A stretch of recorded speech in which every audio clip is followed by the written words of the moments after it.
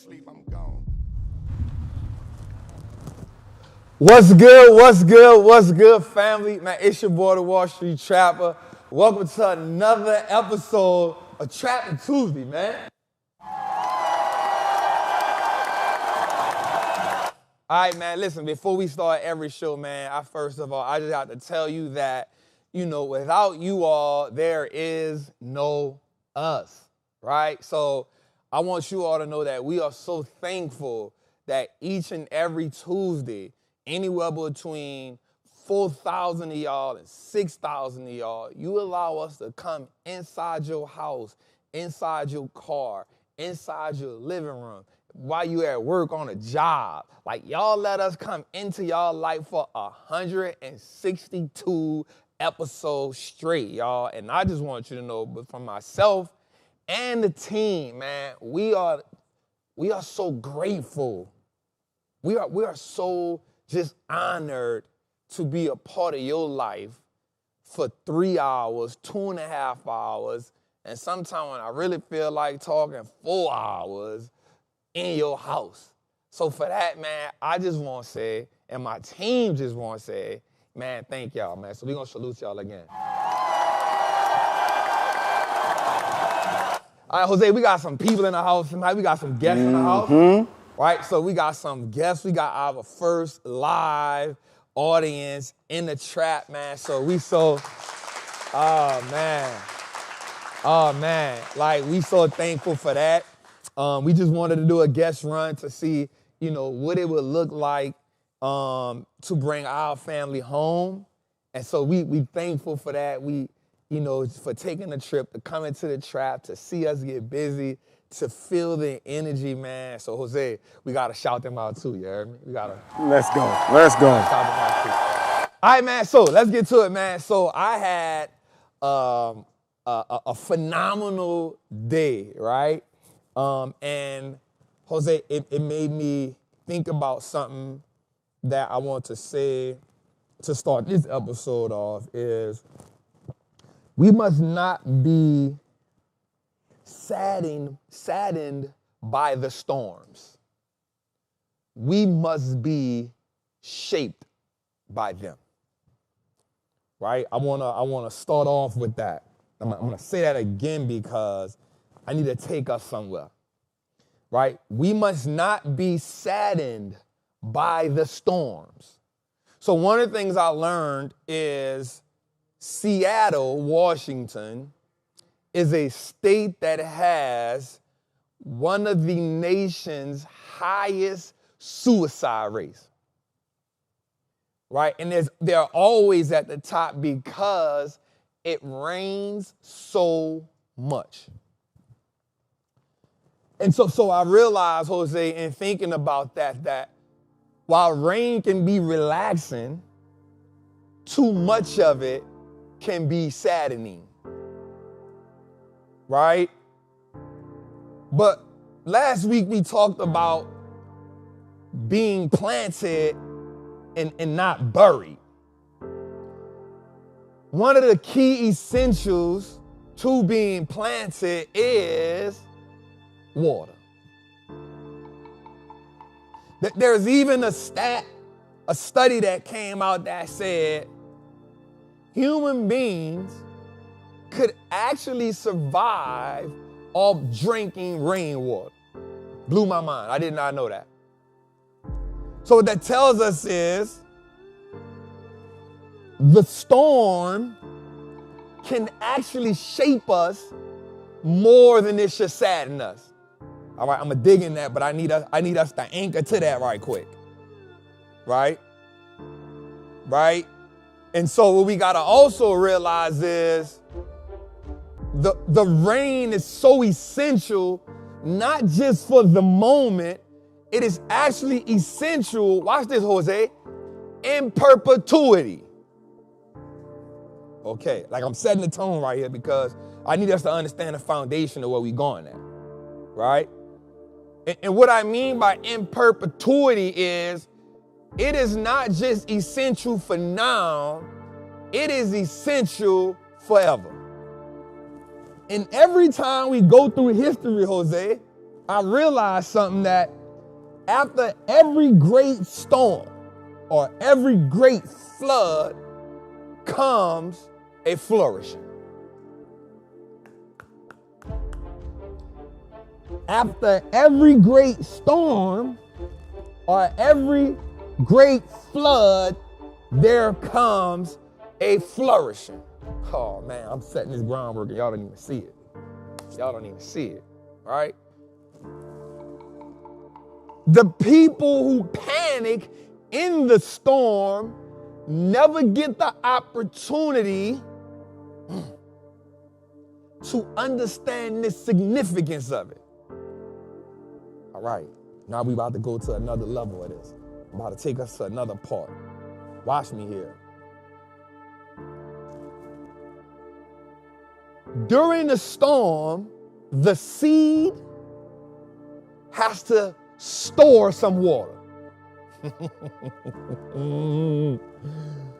During the storm, the soil has to store some water, which means that when the storm passes, the water is then the most essential thing that you need. All right. Watch me. So in a famine, what people miss is not just the lack of food.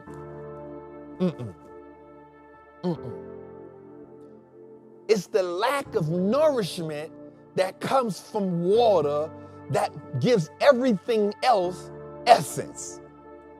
We're gonna work it slow. Because I need us to understand, while so many of us are complaining about the storm, there's some of us that are saying, bring it on.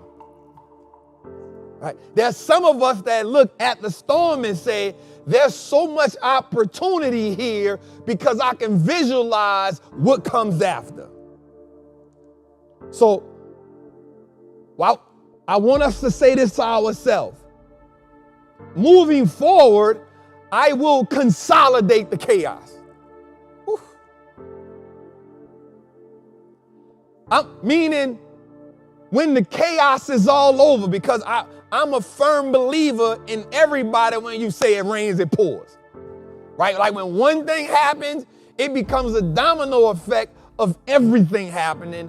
And it's not about the things happening that changes us. It's what do we do when they happen that changes us. Because what we do when it happens defines who we are. And a lot of times we get lost in the thing, so we never discover who we are. Come on, man. Oh my God. Okay, watch this. More data right here.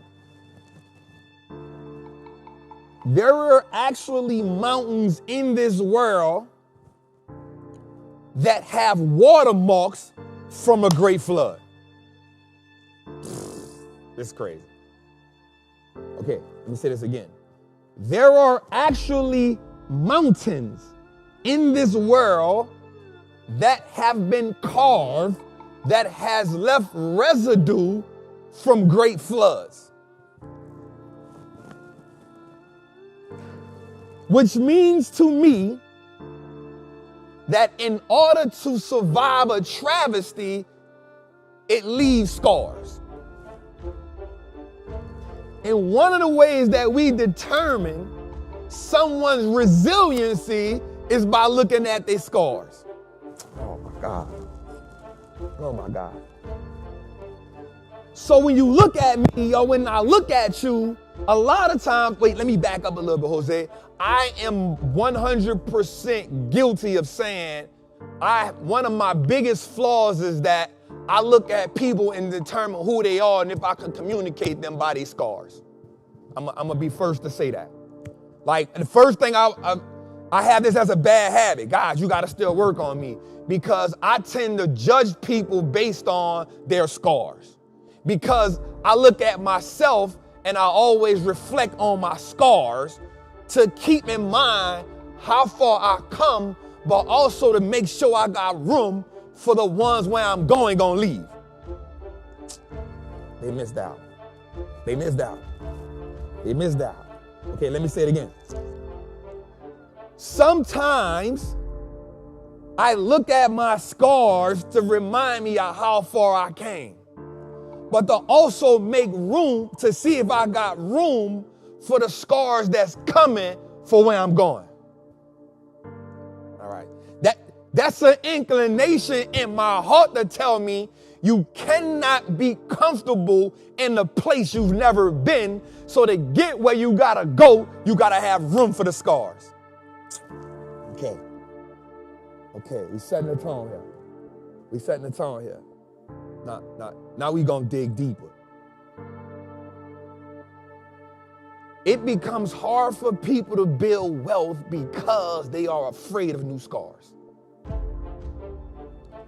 The new scars mean you got to get burnt in a place that you are unfamiliar.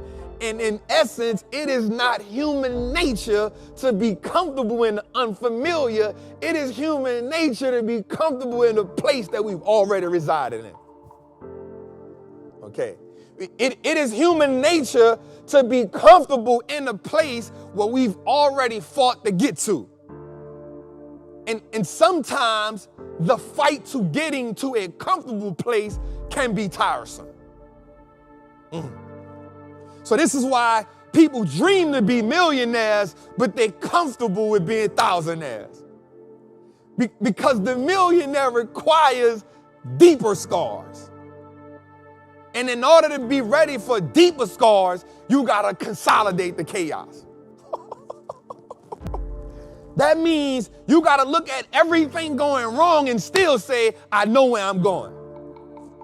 That means you got to look at the losses and say, just the tuition for where I got to go at. That means you got to look at the L's. You got to look at the setbacks like tuition. You got to look at everything going wrong. You got to look at all the mistakes like this is supposed to happen. You got to be bold enough to say, why not me instead of why me? You got to consolidate the chaos instead of running from it.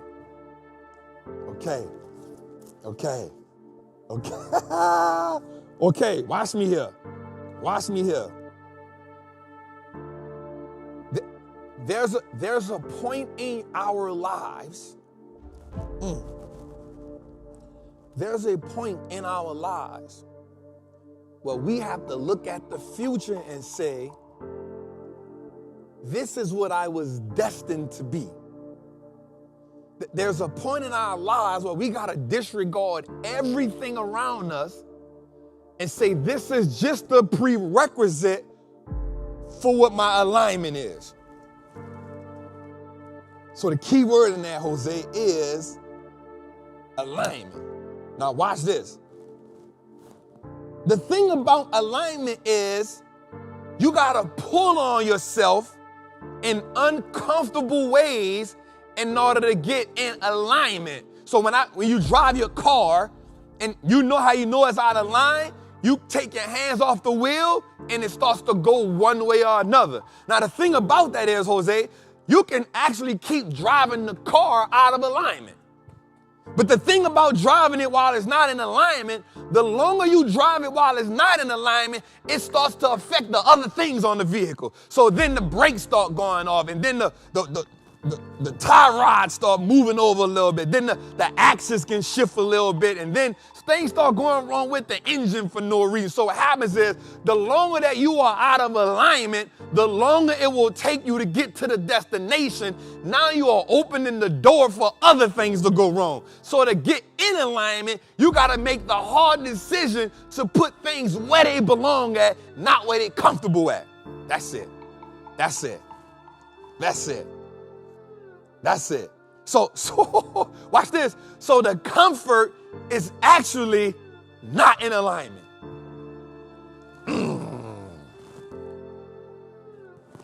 The comfort zone is actually putting you further away from where you got to be at than it is closer. You keep trying to get in a comfortable place when where you need to be at is the uncomfortable place, because the uncomfortable place keep making you work. Okay, let me self-reflect for a second.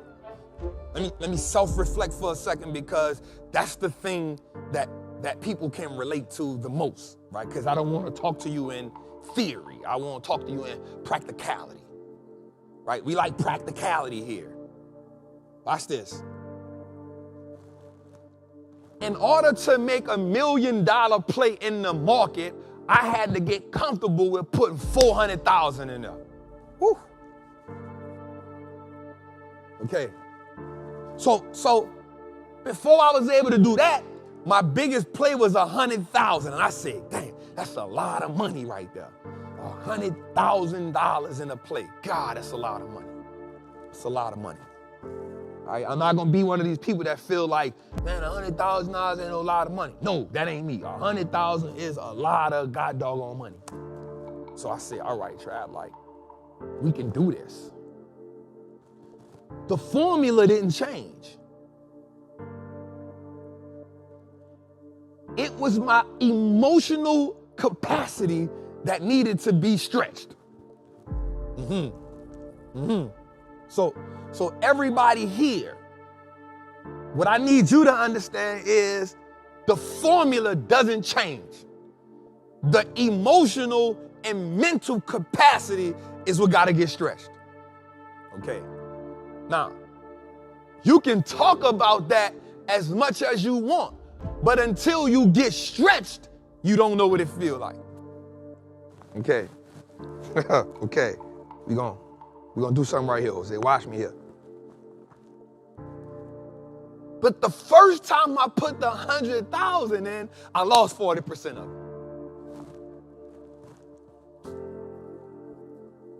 it. The first time I put the 100,000 in, I lost 40% of it.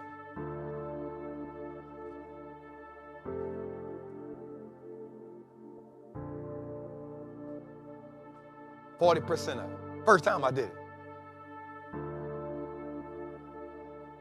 And I had to ask myself,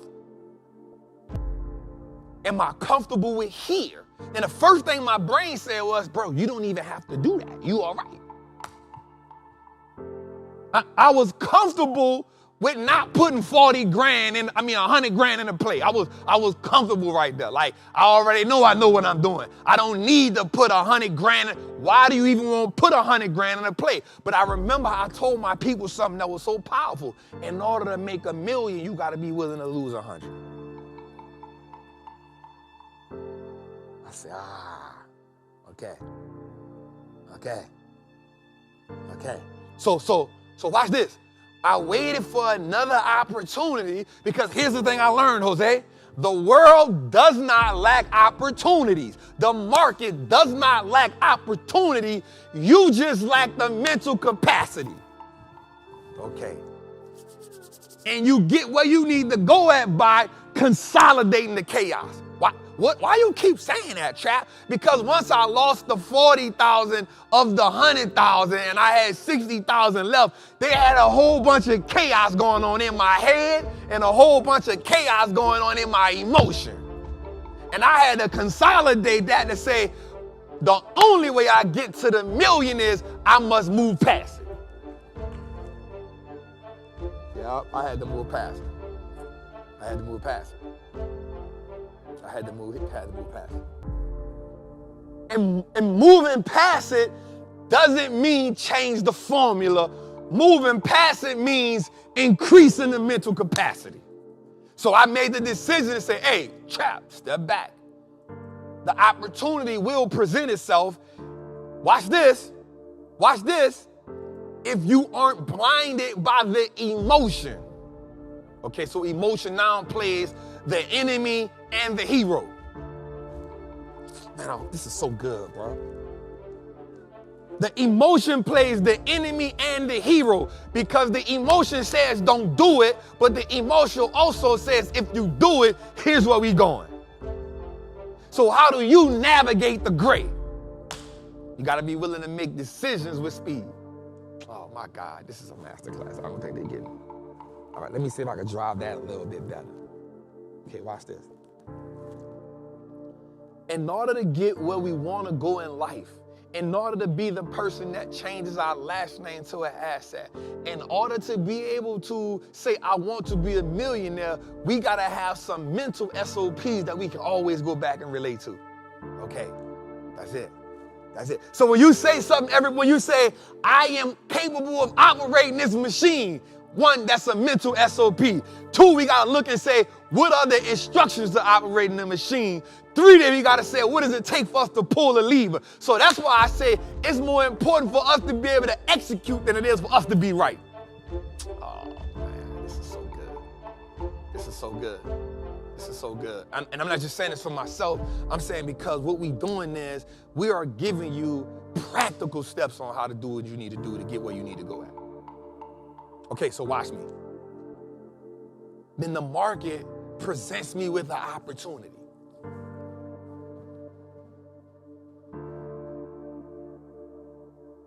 And when the market presents me with the opportunity, I got the cash on the side.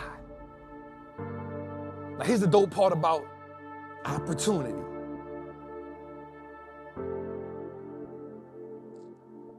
You only have a small window to take full advantage of.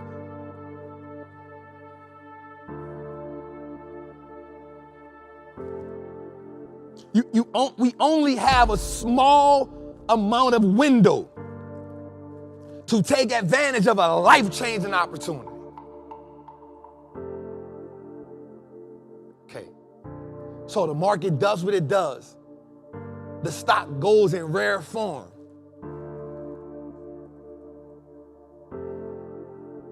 I have the ability. The money's sitting on the side. I look at it and I say, this is the one. The formula didn't change, but the mental capacity grew. The emotional capacity grew. So when the window changed, when the window presented itself, I was able to do what, Jose? Execute. I pressed the button. Boom. Not with emotion, not with revenge, but with logic. But more powerful, with a new mind.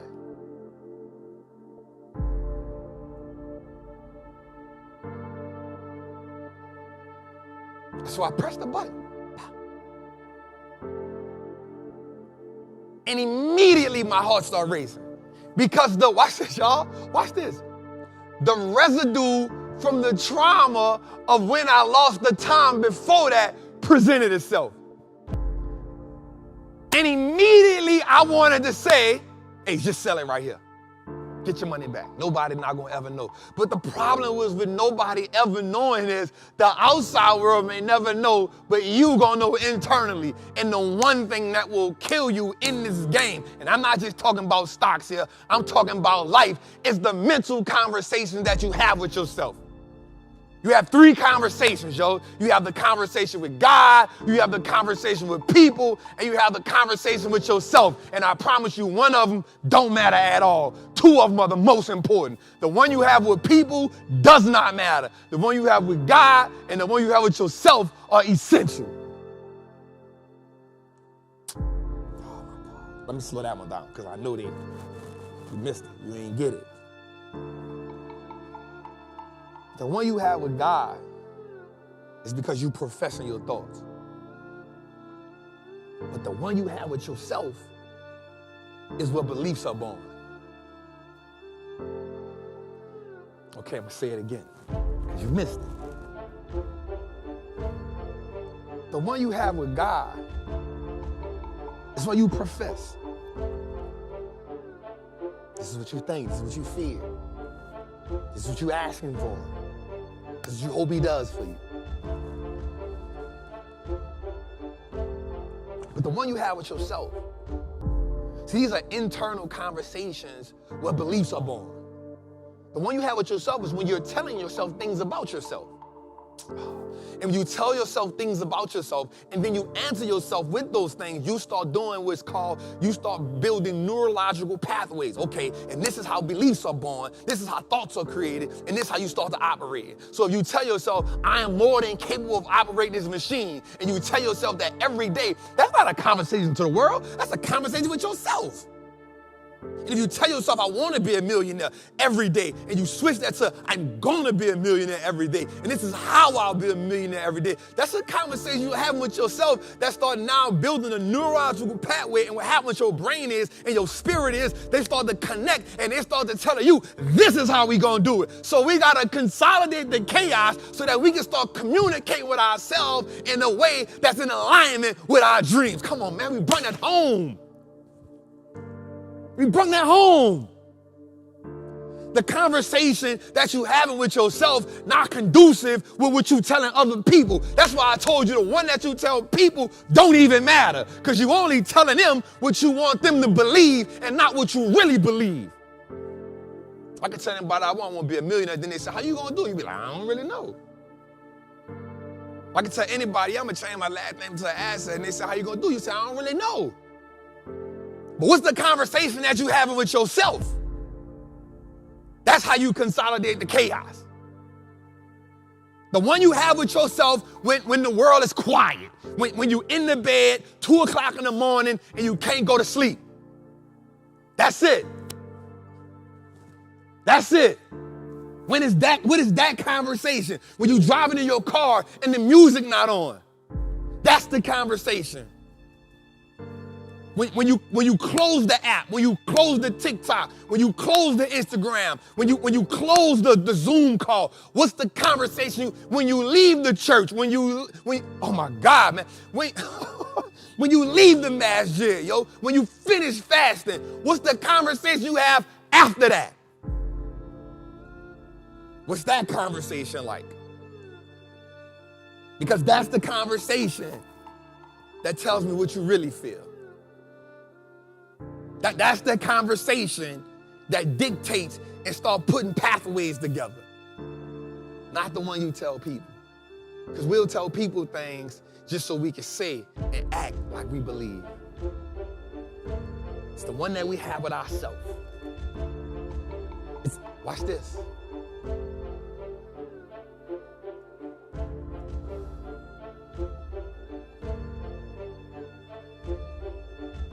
It's the nurturing of our own beliefs. It's the nurturing of our own triumphs. It's the nurturing of our own accomplishments.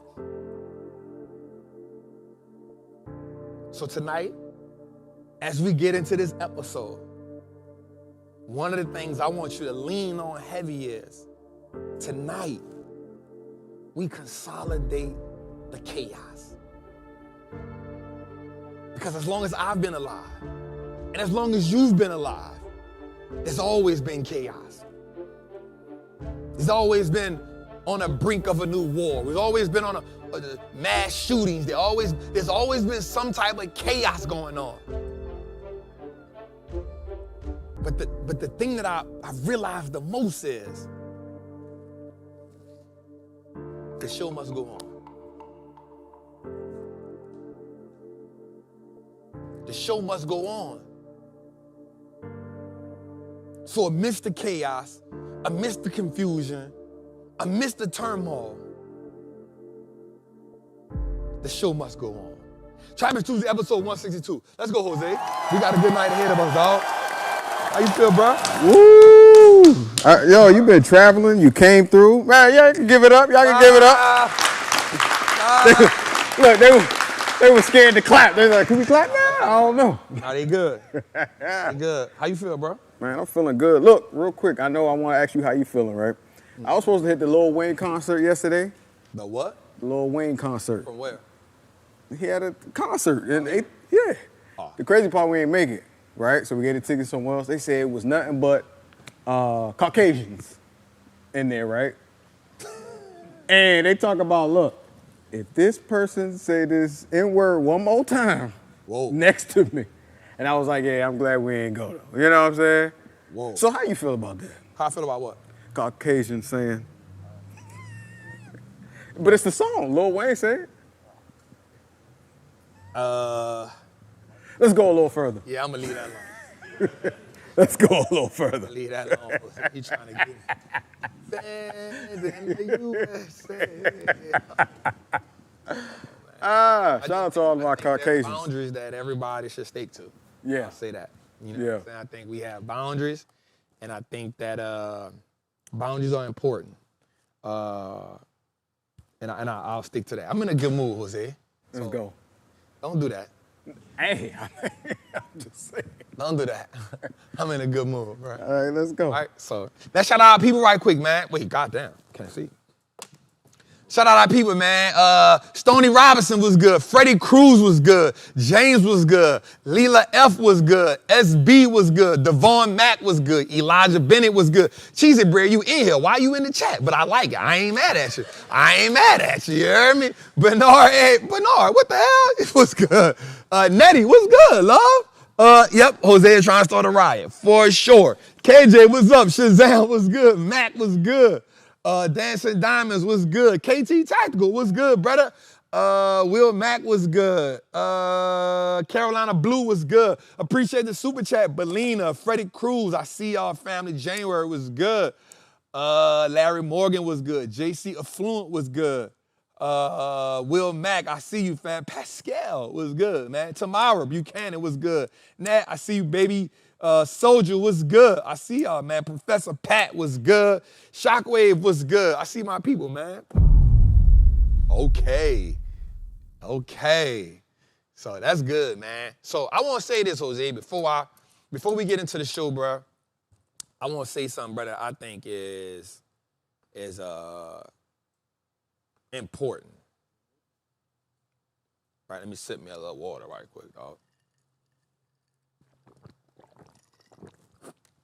I want to say this right quick, bro. This is just to the dads out there.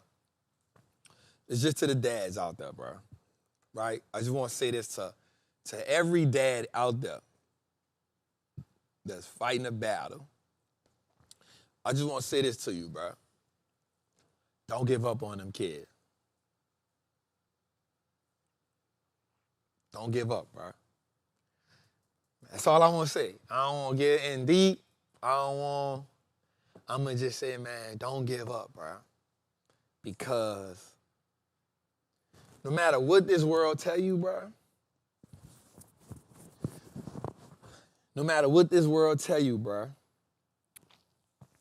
you got to keep fighting.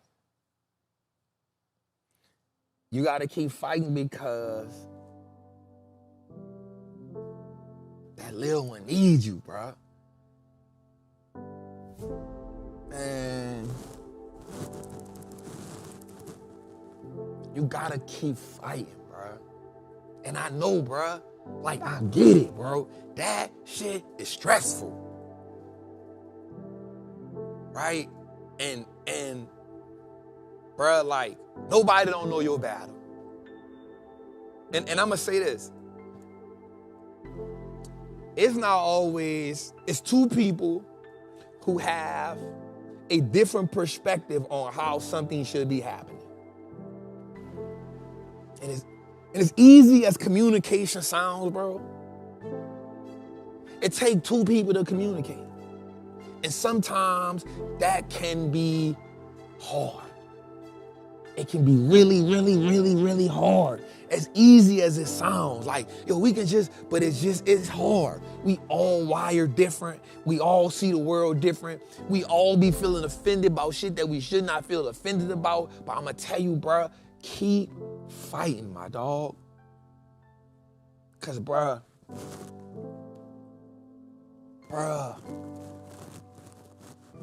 they need you, bruh. They need your strength. They need your vision. They need your power. They need your voice. They need your presence, because that get them safety, bruh. There's no excuse, bruh, for you to give up. I don't care how hard it is, bruh. And trust me, I know. Because there's moments where you do certain things and you like, bruh, like, I really would rather be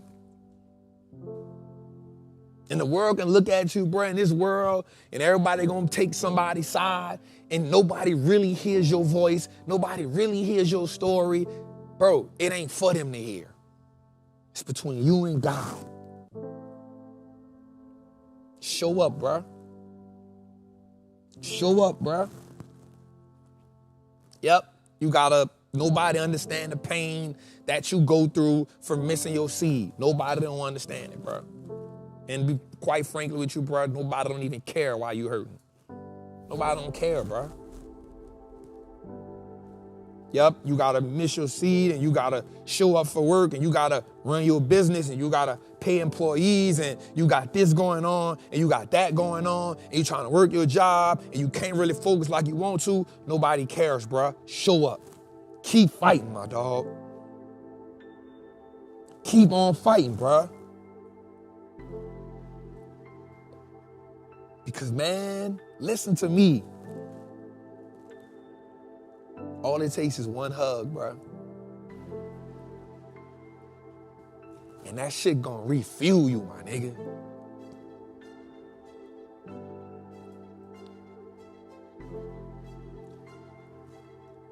All it takes is one hug, my nigga. That shit gonna let you know it's all worth it.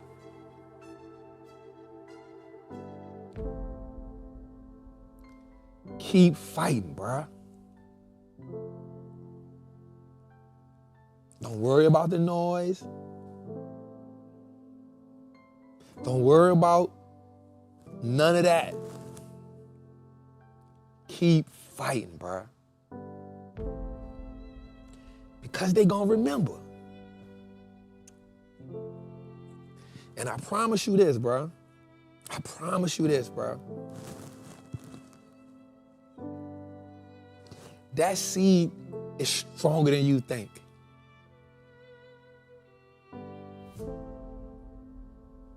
And they hold on to stuff that you don't really think about. Keep fighting, King. I promise you.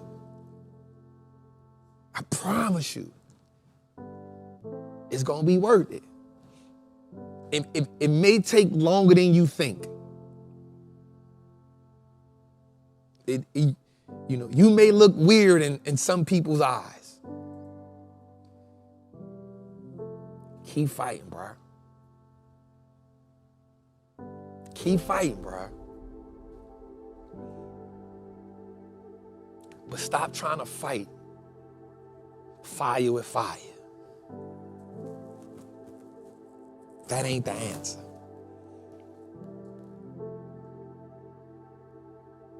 Stop trying to fight fire with fire. That ain't the answer. Bro, you really gotta pray. You gotta bump your head on that rug. You gotta bump them knees on that ground. You gotta talk. You gotta open your mouth. You gotta let go of the offense. You gotta let go of the offense.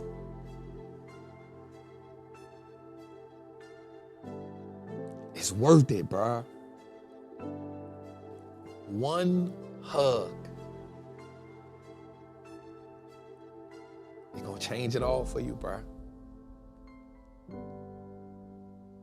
I don't know who that's for, but I only speak from experience. Keep fighting, bro. I promise you, man, I'm gonna get to the market, but keep fighting, bro. I know it's hard. I know you feel like nobody don't understand, and you holding it all in. Keep fighting, bro.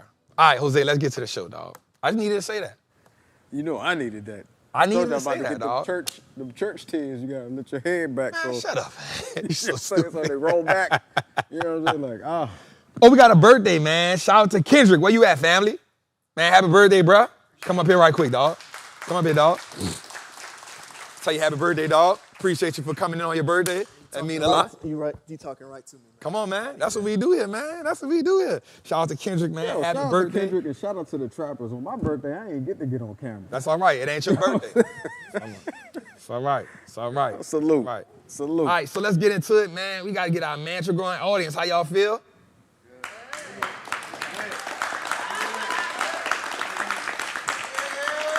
Oh, Benton, flush the audience, bro. Flush the audience, bro. Flush the audience.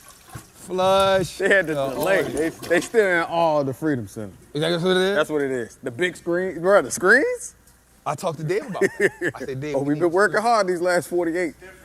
You know what I'm Dave, saying? we need the screens. Yeah. We Definitely got the and then we screen. ain't finished because we got the center screen. We got the big screen in the back. We got the stuff. Yeah, the one in the front. You ain't even seen the front one. Come on, man. How you going to tell me I ain't see it? Oh, you did see it. You did go that way. I own the building, Jose. I mean, I know, but we did some things today. We made some things happen. Matter of fact, I did. But I had talked to Dave about the idea. Now, I don't know what happened on I left. I was like, this, that, and I want that to happen. And Dave said, it can happen. yeah, Now, the next time, that's going to be up. The other sound going to be up. Screen going to be up. Front will be done. we've been putting in some work. Come on, man. I'm Sweat ready to work. equity. What we talking about today, though? All right, so today we're going to talk about, we got a government shutdown looming. And that can be good or bad, right? It isn't always a bad thing. We're going to talk about Goldman Sachs actually says they are positive and heavy on equities for the next 3 months, which means strong full quarter, which also means it aligns with the full quarter always being the strongest quarter of the year. So that's really good. We're going to also talk about Donald Trump is bully. Bro, I'm going to tell you something, bro. Like, let me tell you something, bro. Like, and I think, so you got to watch how you speak about Donald Trump nowadays, bro, because people will shoot you and celebrate you, depending on where you at, right? But I'm going to say something, bro, that's really crazy. Like, he really, like, he's became richer since he's been in office. Right.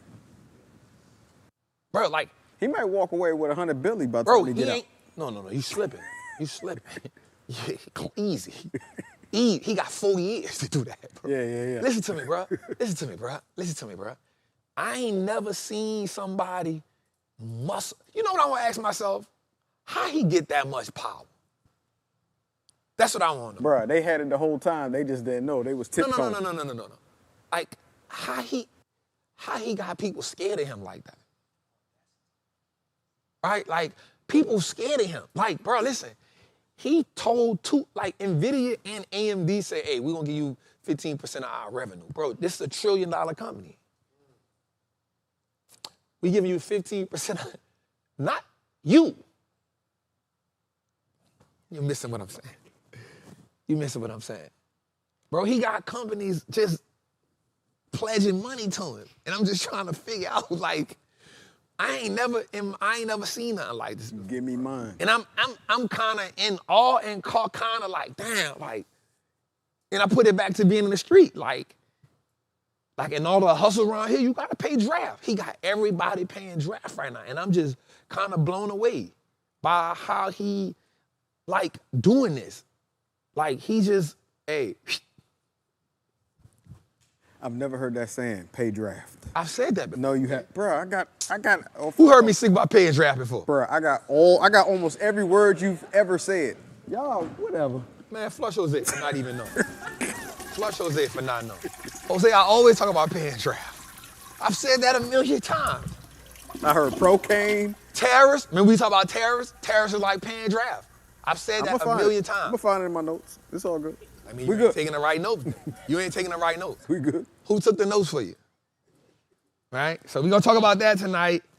And I'm not gonna lie, I don't know if we talking about it tonight, but bro, like Saudi Arabia, let me just change it. Let me go back a little bit more. That whole, so people be saying the Middle East, that's Africa. I don't care what people talking about. But yo, they playing a different kind of game. They buying stuff with a whole bunch of money. I don't even think we got full account. I think America, so I think about stuff like this. So when you see like Elon is the richest man in the world, right? I don't think you can really bank on that. Here's why. 60% of his money is tied to stocks. Now, I'm the front runner for that. But when you start seeing people like the Saudis and how they move, like and I say Elon because he owns real businesses that's billion-dollar companies. But if the stock market fell by like 30%, you would see his wealth take a significant hit. I don't know how much we'll see their wealth budge. That's what I mean. That's what I mean. Like, now I'm not hating. Because, oh, man, you hate. No, I'm not. I'm an advocate of you in America, put your money in the market, let the market build your wealth. But I'm also saying, like, they got different kind of money over there. So I don't really know if I agree with the richest man in the world stuff. I feel you. Probably in America. I ain't mad at that. But the richest man in the world, these people got money, dog. You got a man that's giving boxing matches that he losing money on. Just because he like to see people fight.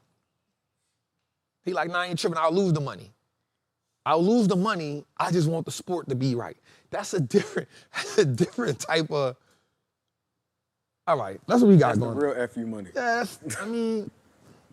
so let me say this. I was home this week and I was thinking about something, bro. I'm not gonna lie. I was thinking about this whole thing and I was saying, so what I want to start doing now, Jose, is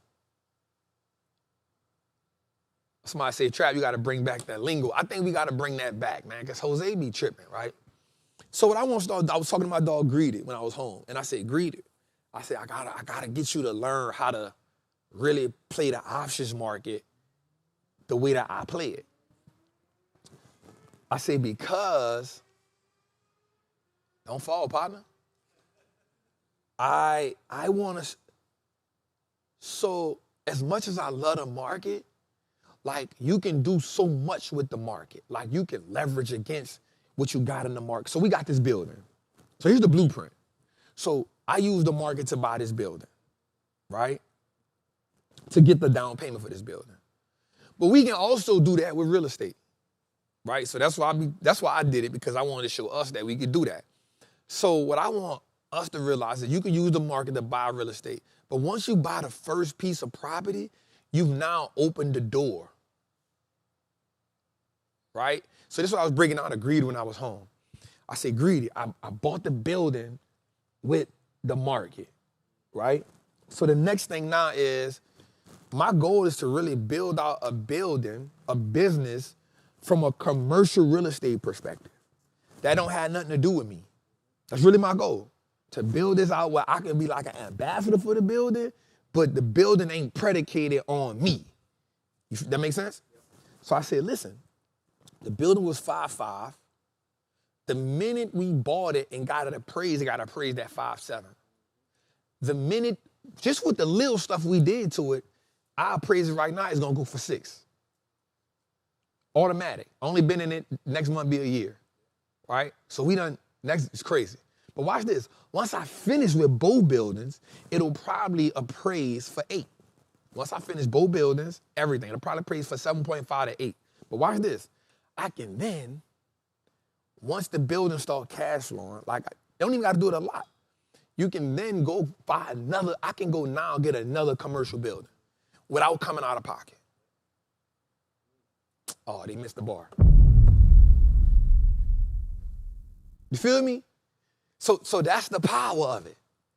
The power of it is, bro, you can use the market to get in the door.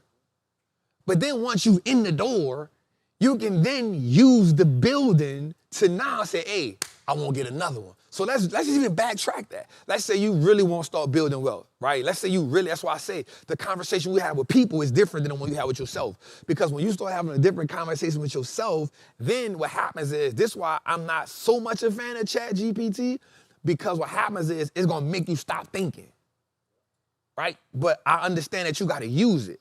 But here's what happens. Now you can start saying, all right, like, yo, I want to get this building. What happens is your brain is so important, bro. And it's such an amazing computer. That's why I think they come up with this, because they want us to stop using our brain, bro. right? Real talk, because the dumber you are, the more you can't maneuver in this world. I'm just keeping it 100, right? So hear me out here. Hear me out, Jose. Hear me out. You get the build. Let's say you start, all right, watch this. We got people in the Patreon, right, that started with like $2,000, $3,000, $5,000. They now done hit 10,000, 15,000, 20,000, 30,000, 100,000. We made 6 millionaires, I think 2 this year, 6 last year. All right, so watch this, Jose. Damn, we gotta get to the show. All right, but hear me out here. Just hear me out. Let's say you figure out you wanna get a duplex or a fourplex, and you don't wanna go the SBA route, right? So you say, you know what, bro, like, I'm gonna get it out the market. So you go search a couple fourplexes or duplexes, and you think, oh, this costs $100,000, right? I probably need this much put in it, yada, yada, yada. I need to come up with this much money. So now the goal for you is to get that much money out the market. That's not hard, right? That's not hard. We got people in Patreon right now, in the chat right now that made $20,000, $30,000, $40,000 out the market. Some of them up in here, right? So guess what? So you go take that out the market, and you go get your building with it. Now here's the dope part about it, right? Now I know people gonna chop me up for this, but I don't care. This is real talk, because this is what I'm gonna do with it. You put the money in for the down payment. Watch me, Jose. You get the duplex done. In the right interest rate environment, you refinance the building. And you get your money back. Oh my God. You get the whole down payment back. It's back in your pocket. And guess what you do with it? You put it back in the market. Then you let the property do what it's supposed to do. You educate yourself while the property doing what it's supposed to do. You go look for another property. You go look for another property. You go back to the same bank.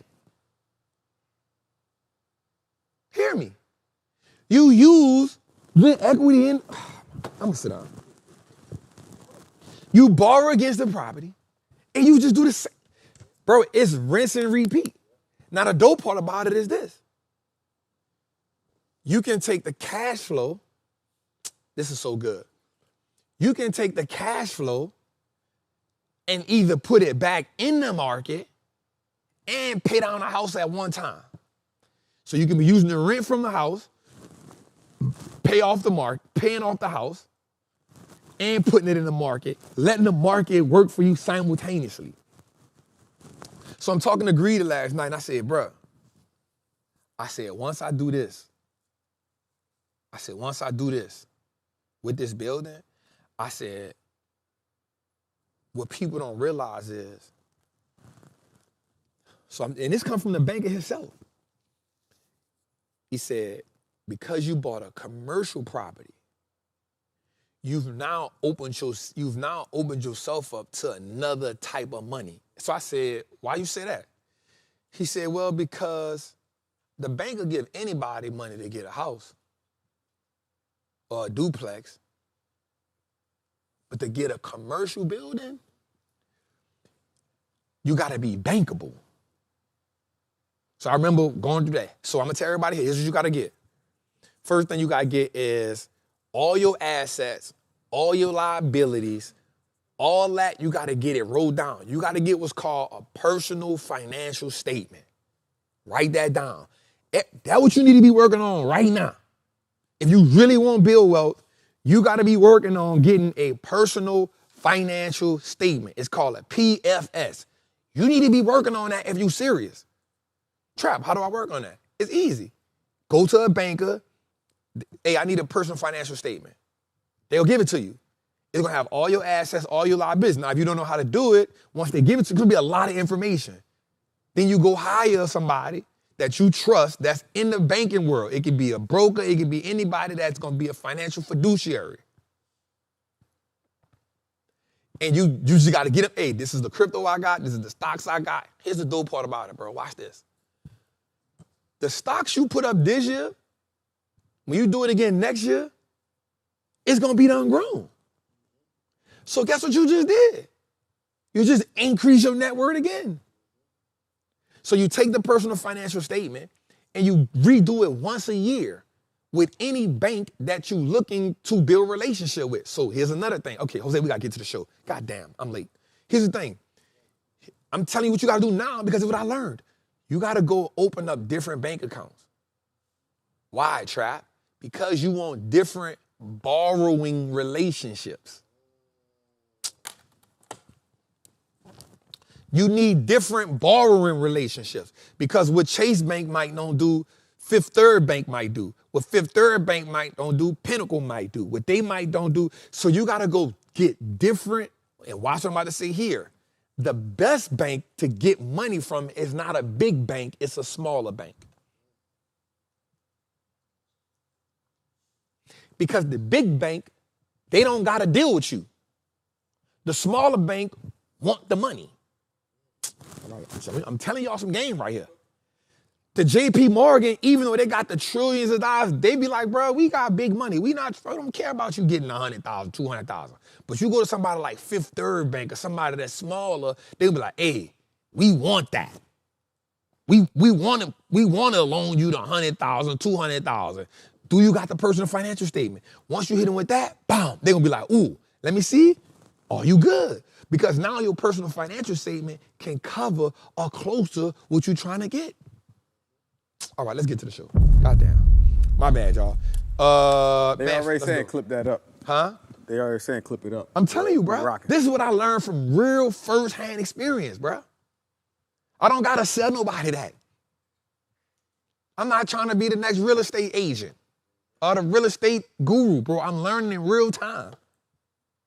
So you can, I'm telling you, everybody, if you're serious about building wealth right now, starting the fourth quarter, tomorrow starts Q4. Your goal for Q4 is, I got to build out a personal financial statement. That's your goal for Q4. Step one on my wealth-building journey, build out my personal financial statement. I don't care what it look like. It's going to cover all your assets, all your liabilities. That's crypto, stocks, real estate. Watch this. Whole life insurance, not term life insurance. Term life insurance is not going to be considered an asset. Whole life insurance is. Now, I'm not telling you not to get whole or term. I got both of them. But whole life insurance is going to be considered an asset, not term. So whole life insurance actually goes towards your net worth. Your net worth. Okay. It's another. I'm just giving it to you. And watch this. This not my opinion. This is me having my paper, having to turn it into the people. And I got to do it once a year. Your crypto, whatever you got, I got a farm. It's on there. Your house. Roth IRA. Jewelry.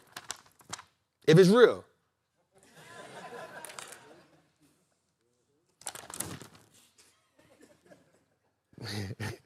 It gotta go. The people gonna ask you for it all. You gotta put it all on the paper.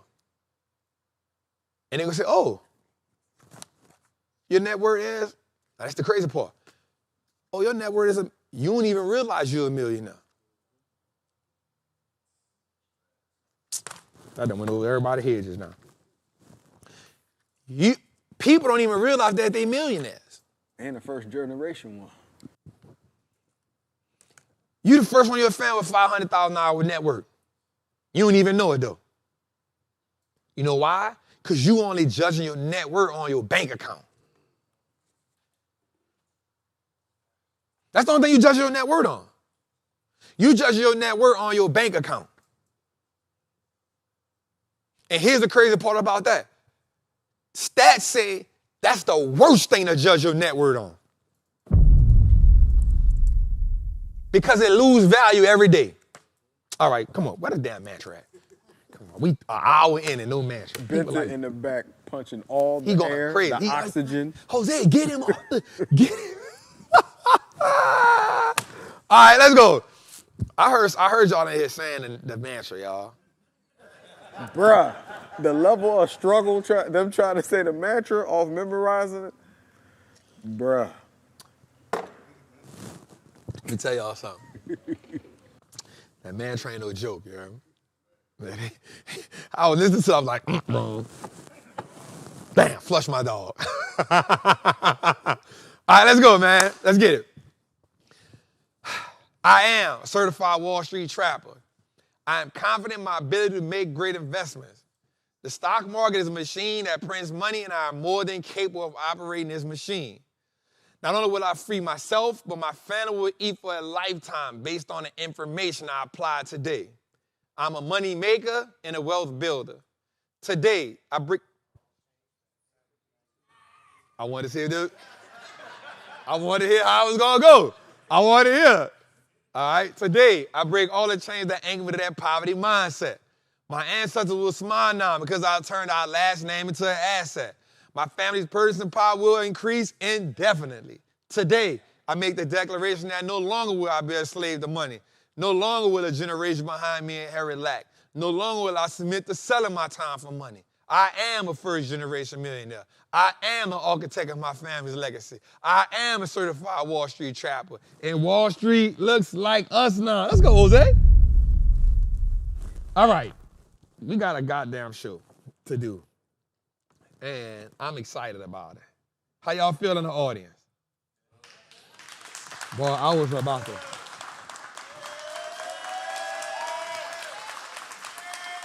Hey, I was so close. I was so close. Now y'all understand what Jose go through, yo. Next time. I will flush you in a second. You hear me? All right, Jose, let's get on these charts right quick for the people. Ashan, it is not on dark mode. I'm on light mode because I need to see. I can't see what you be having going on, dog. So, all right, let's get on. Okay, let's talk about something right quick before we get into this. Trap on the charts. Let's get into something right quick that I want y'all to understand. This was the last day of Q3, right? This is the last day of Q3, and I got some stats wrote in my notes for y'all that I think are important.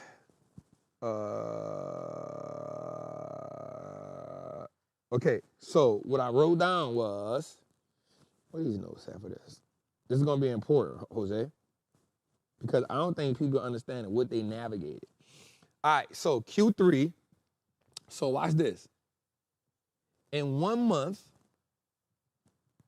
watch this. The S&P 500, Jose, in 1 month is up 4.42%. That's just the month of September, which is a great month. It was a great month. It was a month that was supposed to be a catastrophe. We had 1 day, which was the first day. After that, it been on fire. Now watch this. For Q3 by itself, the last 3 months, the S&P is up 7.66%. That's pretty damn good. That's pretty damn good. All right, and then, Jose, when we go to the Qs, and I'm just giving us stats right here, and just the month of September, the QQQ is up $34, which is 6.6%. That's just September. Damn. That's just September. Now watch this. In 3 months, it's up $47, which is right at 8%. So that means the last 90 days. Let me show you how easy. This is why I tell people hindsight can be frustrating, right? Hindsight says all you had to do was get a call on the Qs and a call on the SPY, and you would have made a whole bunch of money. But this is why you got to be able to not panic in the storm. Because in the storm, all you see is the vicissitudes, the ups and downs, right? And you be like, bro, I'm going to just sit on the sideline. And you miss a $47 quarter. Or you miss a $34 month. Now watch this, Jose. This is how good this is. Watch this. A $34 month with, let's say you rock like me. So you do a 3 month, 4 month, 6 month, 8 month contracts. That $34, say you put $2,000 in there. Bro, that's probably about 20 grand right now. No bullshit. No BS. Now, here's the bad part about that. You see it now in hindsight and start beating yourself up that you missed it, not realizing that there's more to come. Now, the problem about there having more to come is you still got to be able to navigate the same stuff that you had to navigate previously. It don't change. It just take on a new name. Oh, my God. It just take on a new name. So last month, it was interest rates. This month, it is government shutdown. Last month, it was rate hikes. And before that, it was China. This month, it is government shutdown and a China deal and the debt ceiling. Consolidate the chaos. You still got to show up to the game. You cannot win the game from the sideline. This market will only, what I want to say here, reward those bold enough to get in the ocean. Okay, watch this make sense, Jose. We cannot say Peter failed if he was the only one willing to get out the boat during the storm. That went over everybody here. Most people look at Peter and say he failed. He took his eyes off God. But he wasn't the only one on the ship. He wasn't the only one on the boat. Why the boat don't say 4 disciples said, I'm getting out the boat? The story don't say that, Jose. The story don't say Matthew, Mark, Luke, John. It don't say none of them got out the boat. It say Peter was the only one that said, is that you, Lord? Bid me if that's you. He the only one. So, okay, let me make that make sense to you. Everybody in your circle gonna laugh at you for losing money when none of them ain't willing to put their money in the game, but when you making money in the game, then they gonna be the ones that say, hey, show me how that option stuff work. And you still be listening to your boy Trappin now? He come on Tuesday? He be on what day that is? Thursdays? You still be doing that option stuff, dog? No, watch it. Hey, boy, that option stuff real? Hey, but they be scamming? Come on, it's how it go. So what I'm saying is, like, that's why I even said this in the conversation. The conversation that you have with the people out of the 3 conversations, that's the one that matters the least. I'm anchoring y'all to that. Y'all ain't gonna. Ooh, the conversation with God. Remember Peter said, if it's you, that was the conversation he had. He said, if it's you, tell me to. Bid me. If it's you. The conversation you had. That's the one that matters. That conversation, and then watch this. After that is the one you tell yourself after, hey, Peter, it's the one you say after that. The one you say after that is, okay, I'm going to step out. Now watch this. What if he would have told them, hey, I'm about to step out, y'all? What the hell is it? Man, you would have lost your damn mind. It's raining out there. You better than me. You bet. Couldn't have been me. Oh, you gonna walk out there, Peter? Oh, what am I thinking, Jose? A minute. Whoop de do. There you go. There you go. You gonna walk out the boat, Peter? Whoop de do. It's on you, bro. I'm not going. It don't say that nowhere. Oh, I gotta write that down, Jose. That's good. God damn. I like when I come up with something good in real time. Come on. We don't hear that in the word. It don't say nobody. And we know it was a bunch of them on the ship, on the boat. The whole flock. Come on, man. So I keep telling y'all. Anyway, how y'all feeling in the chat? How y'all feeling in the live? Hey, you know what I like, bro? I'm going to tell you what I like, Jose.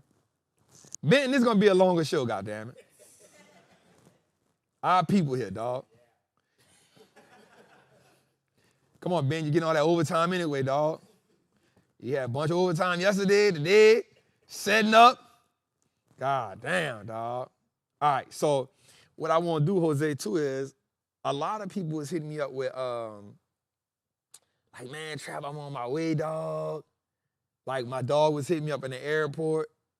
Coming here. Yeah, they was hitting me up. They was like, hey, Trav, I'm in the airport, dog. I'm like, what you want me to do, partner? Send me a car or something. You got a shuttle service? I'm just letting you know. You got a shuttle? Like, what you got for me, dog? I'm like, I ain't got nothing for you. Call me in New Orleans, bro. I ain't got nothing for you. I'm just on my notes. All right, so, all right, in the sticks. let me tell y'all something, man. I appreciate y'all being here. I appreciate my people in the chat. I appreciate my Patreon people. I appreciate everybody, man, because without y'all, again, this show, you know, it ain't nothing. We ain't nothing. We need y'all. We need y'all to tune in. All right, Jose, we on the chart? Let's get on the chart right quick, man. We're gonna have a good show tonight, y'all. My dog. How that food was? Hey, listen. That food wasn't cheap, no. Who that is? Come on, bro. Come on. That's a hell Bro, of a we on a be diet. cook. We can't eat cheesy bread. It's cheesy bread, though. I like that name, though. That's kind of like saying, damn, this might give me smoked right here. It's kind of like saying, like, if the woman who cooked don't got the... Stop. I don't want it. I don't want it. I had a chef in Philly. My dog name, he said, you can't trust a skinny chef. That's it. Hey, real talk. You feed me what you eat? Huh? Nah. You feed me what you eat? Yeah, nah, he I'm said, good. never trust a skinny chef, bro. I'll never forget he said that, man. So, all right, let's get to it. All right, Sean, I might have to change this thing, man. Now you done got me addicted to the dark dean. Can the people see it? They can see the dark dean. All right, y'all can see that? All right, there we go. Damn, that look good. I got an idea, Jose. What Bernard at? Why you got the turn the music off? Oh, turn it off. Turn it off. You know we gotta have it so there's no dead space. So every time you do a transition, you like, dog, what we do? No. I just thought about an idea right quick, dog. So I saw something. I think we can have like a trading league, dog. Well, we're producing live on the show. Let's go. I can't say that too loud. People gonna steal. Damn. I think that'd be dope, dog. We're gonna Like, make it work. How'd it look on the TV? Man, I'm about to take a second. Oh, that look good, cut. Hey, put it back. They try to do it for the live people too. Man, I ain't tripping. That look good. And you can see it on a 41-footer, dog. When the 41-footer go up, and then have it on the thing. Oh, man. I see what you're doing. All right, I'm getting ideas in real time, y'all. All right, so here we go. We on the chart right quick, y'all. We're gonna run through this right quick. So we're gonna look at 3 things right quick on here. First of all, let's go with our monthly. Now, look at this chart right here. Now, here's what I want to show you. As we look at this, the one thing you will see is this is not candle over candle. So we on the monthly right here. Even though we have green candles, 1, 2, 3, 4, 5, it's not candle over candle. Does that make sense? Candle over candle would mean that each candle will start above the candle below it. Does that make sense? All right. Now, even though here's how it makes sense. So you know this green candle closes here. Let me make it make sense for y'all. Boom. All right. So you see that? You see that green line? In-house audience. Y'all see that green line I put up there? All right, you see how that candle, the next candle is not actually above it. It grows above it. Does that make sense? All right, so we don't have candle over candle. Now, that ain't bad because what the good thing about it is, y'all see that? Same thing? All right, see it? Same thing. Look at this. Now I'm teaching in real time. You see that? I know there's going to be a little delay. Now, y'all see that? Y'all see those lines I added? So what that means is in each of the last previous months, the market either started in line or actually inside of the previous candle. Now, that's not a bad thing, but it is more strength when it starts above the previous candle. Does that make sense? Now, you got to also understand that I want you to really look at something here. I want you to look at, now remember, we're looking at the monthly. So I this is like intricate details, but I'm a person that likes to pay attention to what's going on. Y'all see those two candles? Boy, they get to see it in real time. Mind you, if I'm just a little excited as y'all right now, you hear me? I want you to notice something. Those two candles aren't as powerful or as strong as the candle before it or the candle after. Does that make sense? What you really like is this September candle is really strong. Does that make sense? All right, so we just paying attention, which means buyers, as of now, are in full control. Does that make sense? Does that make sense? You with me? All right. I just need everybody to be with me. All right, so I'm gonna take that off because I don't want nobody to be like, man, Trap, what the hell all that shit up? All right. Now we're gonna get back to business. I just wanted to see that. So also what we see is we understand that these 5 candles are actually above our 20-day, which is good because every time, as long as it's above our 20-day SMA, that means what? Buyers are in control. Y'all with me on that? All right. So now let's go to our weekly. So for me, this is where things start getting interesting at. All right. Now, for the weekly, we got the same thing. Everything above that. Now, look at this. The previous week, so most times when we see a doji candle, we hear the word what? Indecision. Not reversal, not yet. But it could be an inclination. That's why you need the next candle to give you, come on, that's all the confirmation. I like it, right? So on this candle, what you see me have marked out is, not yet, but I have the previous week's low is marked out. So Sean, that's why that's knocking me right quick too, because I got it, boom. Y'all can see that swing low? See what I got swing low on there? I probably should have just changed the color from black. But where it says swing low, previous day's low, previous day's high, previous week high, I like to have that marked out so I can understand what's going on. Now, if we look at that doji candle, wait, let me step back a little bit. So let's count 5 candles. 1, 2, 3, 4, 5. Right? So let's start at this candle right here. I want you to tell me what you see here that you didn't see on the monthly candle. Tell me something you see on this candle that you didn't see on the monthly candle. Just small. I just need you to get small things along the way. Right? So now you have candle over candle, which tells us that buyers were strong, but then you get this doji candle that doesn't necessarily mean indecision. It also can mean exhaustion. Does that make sense? Does that make sense? All right, so what happens here is you see you have 3 strong candles, and then you have the doji candle. Now watch this, that's gonna be really good. Now I'm about to give you something that's real good. You see where I got SL at on there? That means swing low. I'm gonna show you in my 1 hour, in my daily, how that means that's good. But in this weekly, what this can also tell us that because it went that low and then we got this green candle next, that also can tell us that some sellers got trapped at the bottom. Oh, that's so interesting right there. Does that make sense? If it don't make sense, say it don't make sense. All right, see, I need you to understand that. So what happens is you have these 3 candles.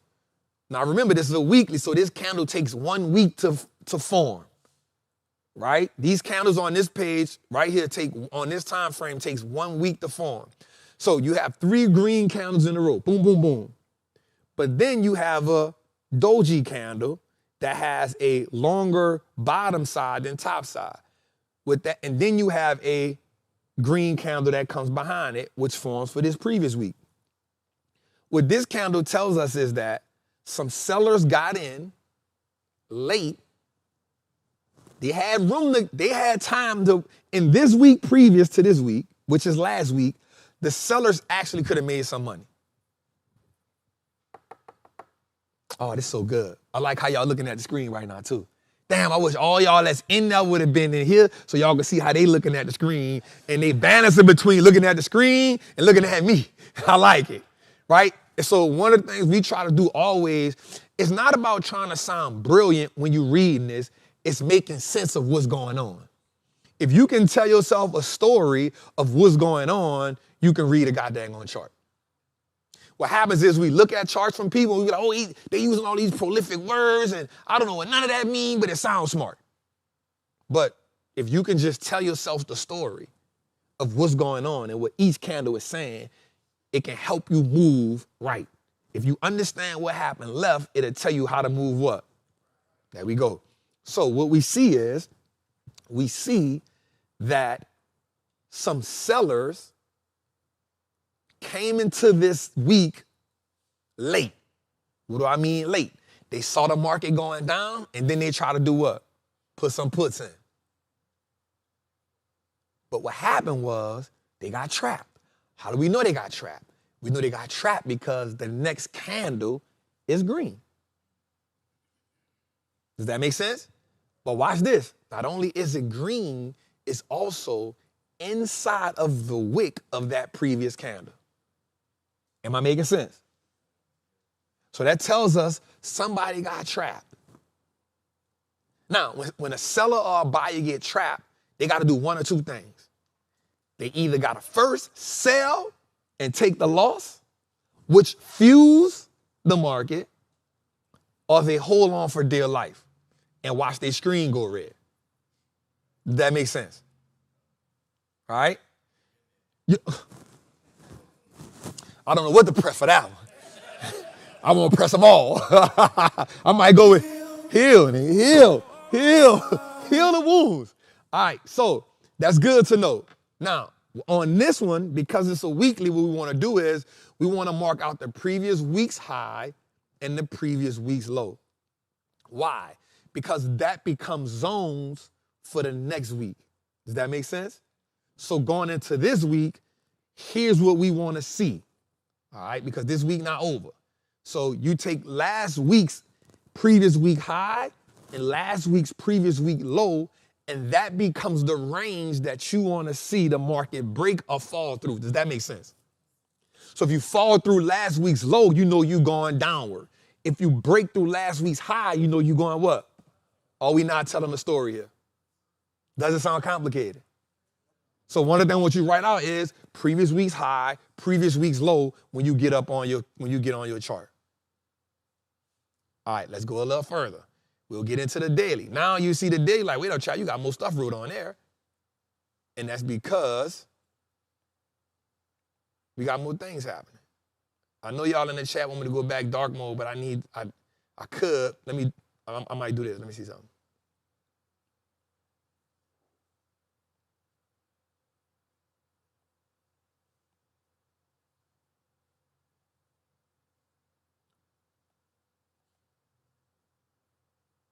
No, all right. Damn.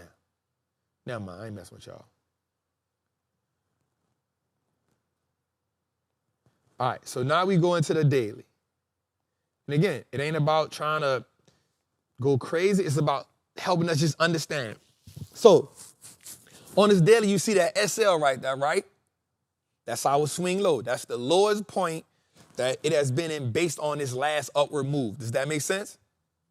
Does that make sense? All right. So we see previous week's high. We saw that today it did what? This is the daily. We're looking at that last green candle. What did it do? It touched it and then what? So it rejected last week's high. Now, it's not saying it won't go through it, but today it rejected it, right? So it also, if we look at it, we look at yesterday's previous day's high, we see that today's candle did what? Broke through it, right? Y'all see it? First of all, I'm talking to y'all in here, not the people. I'm not talking to the people online. They online. I'm talking to y'all, right? So I see, but what I'm trying to do with y'all right here is I'm trying to simplify as much as possible so you can start creating narratives for yourself. Now, I'm gonna get a little deeper into it, but if I can get you to start navigating it like this and saying, damn, okay, like, I do kind of see that. I do kind of see the range that is inside. Without me trying to overcomplicate it, I can get into a whole bunch of stuff. I can start talking about clusters. I can start talking about demand and support. I can start talking about a whole bunch of other stuff. But I don't want to do that. I want to keep it where you can at least tell yourself a story. And the more I can get you to add on to the story, the better I can get at you looking at the book. Oh, my God. Y'all with me? All right, I just need you to tell a story. And if you can start telling a story day by day, okay, what is this candle saying? What did last week say? If I can get you to start doing that, I can get you to now start looking at the book by yourself without me. It's kind of like looking at National Geographic and not know what's going on till the dude start talking, saying, this cow went here. The lions went, and they're like, oh, not a story interesting because he narrating it for you. But if you had to look at it by yourself, you wouldn't know what the hell was going on till the lion bit the goddamn gazelle. Oh, that's what he's doing, he's hunting. You know what I'm saying? So I need you to look at this and be able to narrate yourself what's going on without me or somebody else telling you what's going on. So instead of me trying to bombard you with information, if I can give you a little bit at a time, what you can do is you can then start putting pieces to the puzzle. Because how did I learn this game? I'm going to be 100% honest with y'all. I just kept listening to people tell the story. The human brain is smart enough to where if you listen to people say something for long enough, innately you are going to start debunking what's going on. That's why in school, they tell you stuff repetitively. So they can program you. So you just got to get programmed to read this. It's learning a new language. But as long as you tell yourself this hard, guess what it's going to be? If you tell yourself it's a whole bunch of money inside of here, guess what's going to happen? You're going to start seeing and talking money. You know why? Because money motivate all of us. God and money. Come on, stop playing. Won't they do? Come on. Come on. All right, so here we go. Let's go a little further right here before we go a little further, right? So we noticed something here, and we noticed something good right here. Now, here's what we do notice. We notice 2 times the S&P rejected 667. We see that? Look at the top. You see that green line going across the top. That's an all-time high. Y'all see it? It's a green and a red candle. Y'all see it? We notice it rejected that twice. Right? Now, let me put this in your brain. Now that it's rejected it twice, I want you to understand something. Right on top of there is a bunch of what's called clusters, which means there's some people with some stops right above that that's going to be liquidity. What's going to happen is that then becomes a resistance point. If the market breaks that, 2 things can happen right here. Watch this. Oh, this is going to be so good. This is how the market robs people. Let me get on my... Ben, you getting paid overtime tonight, dog. So we see the 667, right? This is how the market will take people money. So you got the market to do this. It'll go up, get some of that money, and then do what? Come back down. And then do what? Go back up. Why? Because the market is always looking for new money. So the market will go up, take their money, take all those stops out, fall down, and then go right back up where I got to go at because it used that money to refuel. Does that make sense? Oh, my God. This is how the game works, y'all. Now, it can also do this. It can also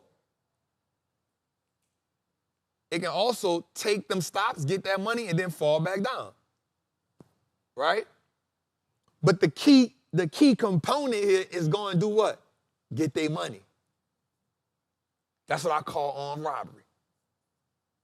Because the market understands that there are investors, watch this, most investors put their stops at the same spot. You know why? Because most people think that risk management is small stop losses. And I'm not saying it ain't, but you gotta So I said this one day on YouTube, and I want y'all to understand this. You can use another person's rules until you get enough information to do what? Make your own. And when you make your own rules, you'll look like you going against the grain when really you just understanding the game a little bit different. And the person who understands the game a little bit different go against the grain in the way to where the game start working for you. Because what happens is, the game is not designed for all of us to play it the same way. The game is designed for us to find our edge in the game. And there's no one way to play the game.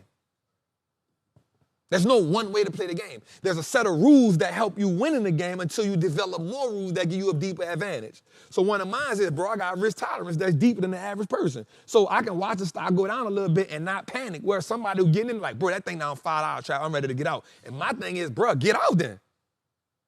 Because you haven't built the risk tolerance like me yet. The bad part about that is, because there's a pro and a con to everything. The bad part about that is I'll watch a play go down, and because I got that type of risk tolerance, it don't bother me like, bro, it's going down. Get out. So for you, it's being able to navigate how far, when does your edge become a trap? Oh my God, write that down. In case y'all know that's Sean right there, you heard me? It's the young boy. Right, so your balance is keeping your edge from becoming the thing that traps you in the market.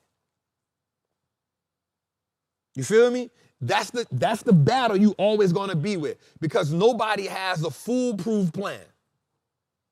Nobody has a plan, or nobody has a game plan that's just, yo, I'm 100% right all the time. And if he does, I promise I will pay him $1 million to show me that he's 100% right all the time. It don't exist. But you got to find your advantage. Now, here's the dope part about it. Just because it works for me don't mean it's going to work for you. Because the way I'm wired is different than the way you wired. And I always tell my people, you can borrow my confidence, but know it comes with a lot of pressure. Because I could look at the market and be bloody red and just be like, yep, I'm about to just get him out of play. And you can look at the bloody red like, nigga, this is rent money, this house note money. And I'm like, why you put that in there? And you like, I'm following you. And I'm like, that's your first mistake. So let's go a little further before we go. All right, so what I like here is the fact that we understand that this key level is 667. They're going to have liquidity right there. We know that. I also want to look at, right here is going to be important for me too, 661. Right, so 661 is going to be important because we see those two wicks right there. That can also be a liquidity zone, and also deepest level of liquidity would be at 654.41. That's our swing low. That's kind of interesting. But we do see that all of them above our 20 SMA, which means buyers are still in control. Am I making sense there? This is the 1 hour, and this is where we strike from. And if you're in a Patreon, you know this. I try to tell everybody, like, look at multiple. In order to be great at the game, you got to be willing to not make any of your decisions off of one strike zone. Sean, do you look at one time frame? I can't hear you, bro. Come on, you know you've been tweaking the talk, dog. I was trying to get the mic situated, but nah, I don't use one time frame. How many time frames do you use, Sean? I got to at least use 4. Why 4? Tell them why 4. I look at it like this. Don't get nervous now. If I'm fighting against one person, right, it's a one-on-one, it's like, okay, cool. But if it's me and my friend and my brother and my uncle and my mom and stuff like that, we all jump in one person, it's like, who we going to win that fight, right? So I look at it like, if I got 4 time frames going up, the likelihood of it going down is very low. There you so go. If I looked at the 60-minute, daily, weekly, monthly, and it's all going to the upside, like SPY is doing right now, if I got some call options, I'm making some money. So, yeah. There you go. So one of the things I like to say all the time is we should always look at, let me not say this like I came up with this on my own. Let me first say that. Like, I'm not about to be like, yeah, I created the idea of looking at 4 time frames to get it. I'd be lying. Right? What you want to do is, if you can get if 3 to 4 time frames are telling you the same thing, that means that's what's happening. The goal of this game is to get as much confirmation as you can. Here's another thing. So this is what I started making Sean do. I said, listen, before you make a trade for the next 90 days, you have to write them out and tell me why you took them, pros and cons. Show them to me. And the reason why I told them to do that is because you got to explain why the trade is working rather than just feel why the trade is working. Here's why. One of my things is 3 things have to be in line. The data, the emotion, and the confirmation. Data mean what I see, emotion, how I feel, confirmation, it has to confirm it. If any one of those is out of line, I can't make the trade. Because it's easy for us to see something, feel something, but the confirmation ain't there. Now you in anticipation mode. Now here's the thing about that. If you in anticipation mode, you gotta be aware that you in anticipation mode and you gotta acknowledge that on paper. Does that make sense? You gotta tell yourself, hey, I see it. The data is there, meaning my time frames are there. My emotion is there, but also whatever confirmation I'm looking for is there as well. If one of those are missing and you still take the trade, you got to understand you've now added more risk, and now you got to make the adjustment. Does that make sense? I don't flush the audience again. Flush them again. I'm trying to, if I can get you to understand this, again, we're going to keep adding to it. Again, we're going to stop here on this one, but we're going to add to it as we do Trappin Tuesdays and as we do different things. But if I can get you to start telling the story to yourself and narrating what's going on, you become a better trader. You don't become a better trader overnight. Watch this. The best trader can tell the best story. The best trader is he or she that can look at the chart and tell the best story.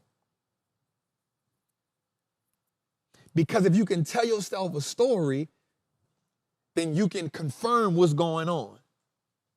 The minute you, watch this, if I can't tell myself the story when I'm looking at it, it goes in the 2-hall box. Sometimes you'll have some charts that's just all over the place. And if it's all over the place, guess what that means? I don't need to be there because ain't nothing smooth about it. All right, so let's go right here and let's close out right here. All right, so we see right here, this is the 1 hour. We have those last 3 candles. Watch this, candle over candle. We see them? Let me move this down a little bit. Last 3 candles, candle over candle. We see them? Last 3 candles over each other. In the Patreon, I say, hey, y'all, we got a late day rally. All right, but also let's look at this. Trap, why you got that box right there? Because we see the box. Can we see that box? Does it look clear? Does we see the range that we trading in? What do we see though? Once it broke the box, what happened? There you go. All right, so now we know that. Watch this. Looking at this, at 666, we saw the rejection today, and that was last week's what? High. Does that make sense? Does that make sense? Yes. My dog smiling like, nigga, that makes sense like a mother. So that's why we put the previous day high, previous week high, previous day low, previous week low. Because now we just want to be inside a box, and we know that one thing. Those are psychological levels for the market. And once the market breaks that level one way or the other, it's a good chance it may run there for a little bit. All right, so watch this. We know that it broke on top of that, so we got an overall uptrend in place, right? We saw the box. It broke the box. Now, let me show you something right here. This is an interesting part right here, which is key. Where my thing? I want to underline something right here. Y'all see those 3 doji candles right there that I just underlined? That's a no trade zone.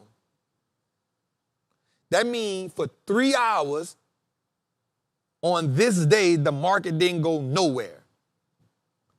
Unless you a day trader or a scalper, you should not be messing with that. You should not be trying to force that. Here's why. You have those 3 hourly candles that's going up, and then you have a pause. Now, there's a difference between an exhaustion and an indecision. This is an indecision. How do we know it's an indecision? Tracker, we got 3 of them back to back to back. That means for 3 hours, nobody could win this fight. Different story than exhaustion. Does that make sense? Exhaustion means the buyers done ran it up so much and like, yo, I'm tired. I've been buying for a week. Ran out of money. That's when the seller step in. Gotcha. It push it down. And this one, it's not exhaustion, it's indecision because you get, for 3 hours, nobody could win this fight. And then the next day, which is Monday, you had a what? Gap up. Okay, let me show you something right quick. This is you telling a story to yourself. The better you get at telling a story, the better you get at playing this game. Now watch this. All my people in the Patreon, we love to see this.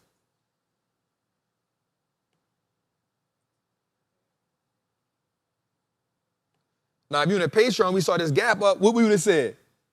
It's going to come back to that box, y'all. It's a good chance it's going to come back to that box, y'all. Now, look, y'all see the small gap right there, right? Watch this.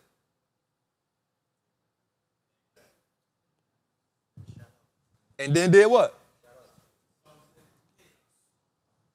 I'm not prolific.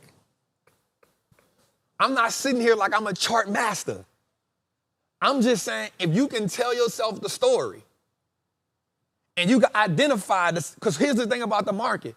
The same story happens over and over again.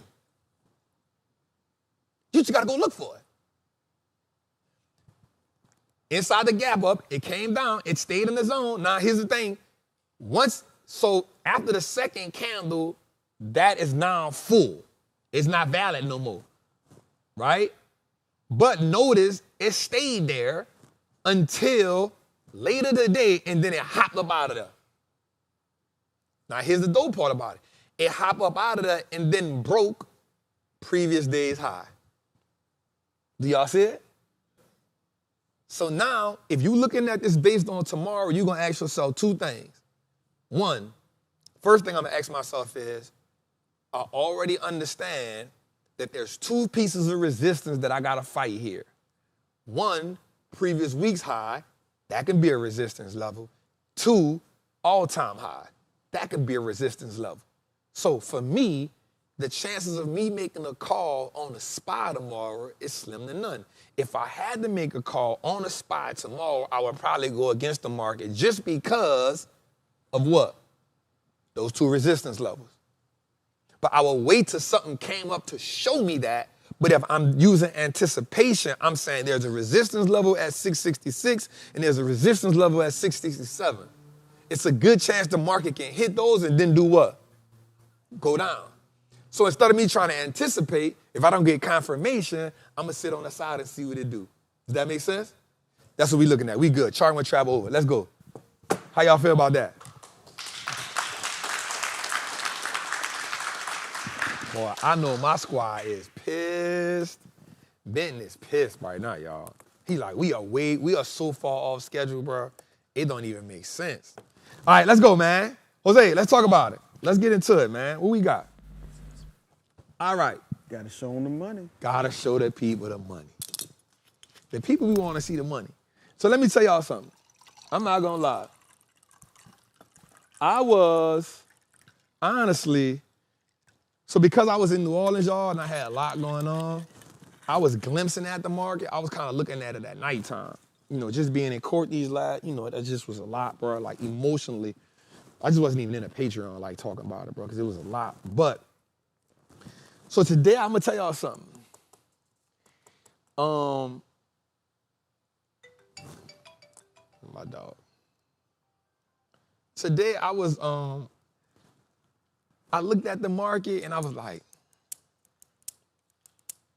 I'm expecting this. Because anytime there's a government shutdown that's just looming, you have some stock that's gonna run. Shout out to Robinhood, right? So I told a Patreon, I said, yo, if it gets to 114, we strike. It got to 114 and I didn't strike, but they were striking. Sometimes I just be having a lot going on and I just don't strike. But I like that they struck. So they got in at like 114 off what we talked about. They went from 114 to 131. And I was like, I was so happy for them, man. That's the thing about me, y'all. Like, I just be happy to see my people win. I don't gotta be in every win. Cause it's not a braggadocious thing for me. If you got $1 out the market, I'm proud of you. Because $1 makes you believe. $1, $100 make you cry. $1,000, you ready to quit the job. $10,000, nigga, we rich. That's the power of the game, y'all. You know what I'm saying? The game, it changed your perspective. You be like, bro, I made $10,000 and I ain't really had to work for this? Bro. And then my mindset to you is, it's a numbers games now. Because all you gotta do that is 10 more times. You made 100. Once you make 100, you do that 10 more times. You made an M. I promise you it's not that hard. The hardest part is emotionally and mentally navigating the ups and downs that come with it. And I had to tell somebody on the Patreon today, they were like, dog, my problem is, Trap, I sell too fast and I hold too long. And I said, bro, you only saying that because you looking at it from hindsight. Bro, if you sold and you got your profit, bro, man, you got more money to put back in the market. My only thing is don't be up $1 and get up out of it. I made $1, I'm gone. You tripping. You know what I'm saying? You wasting your time. That's mentally exhausting, right? So let's get into it. So we got on the ASL. I should have blocked that one out. We got into the ASML play. When that was? Monday or Friday?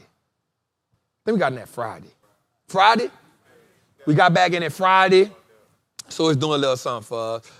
Costco, I won't average down on Costco. Here's why. We got 90 days left on it. And if I look at what we paid for, I think we paid 70 for it. And I think it's now at 32. I think we get like 1 or 2 more contracts. We can just bring out, and because we got to January, I'm all right with it. I like the GEV play. We got into that last Friday. Sucker went up 18 grand today for me. It had a big rally. I think $12 it rallied today. So that was good. That was a good rally for us today. I'm not going to lie. I like GEV, y'all. It's one of them ones. GEV reminds me of Goldman Sachs, the way it plays. Shout out to my girl, Belina. Because we be rocking out with Goldman Sachs. People don't be wanting to believe in us, but we just keep cashing out on Goldman every time. GEV is like Goldman Sachs. It'll drop, but then like you wake up and it'll be up $40 in 2 days. It's just cut like that. So I like that stock. I like that. Shout out to our gold play, y'all. Anybody here in a gold play? Come on, raise that hand. Be proud of that. Be proud of that. Come on, be proud. You're like, nah. Come on. I ain't gonna with the trap. Don't put me out there like that, dog. You safe, family. You safe, you hear me? So we did the gold play. So one of the things, I ain't tell Sean this though. So me and Sean probably been plotting on gold for probably like 2 months. And I'm not exaggerating. But y'all know one of the things we always say, we like basketballs, not donuts. Gold has been a basketball. You gotta get it when it bounce. Cause it ain't gonna bounce. It ain't gonna stay down long.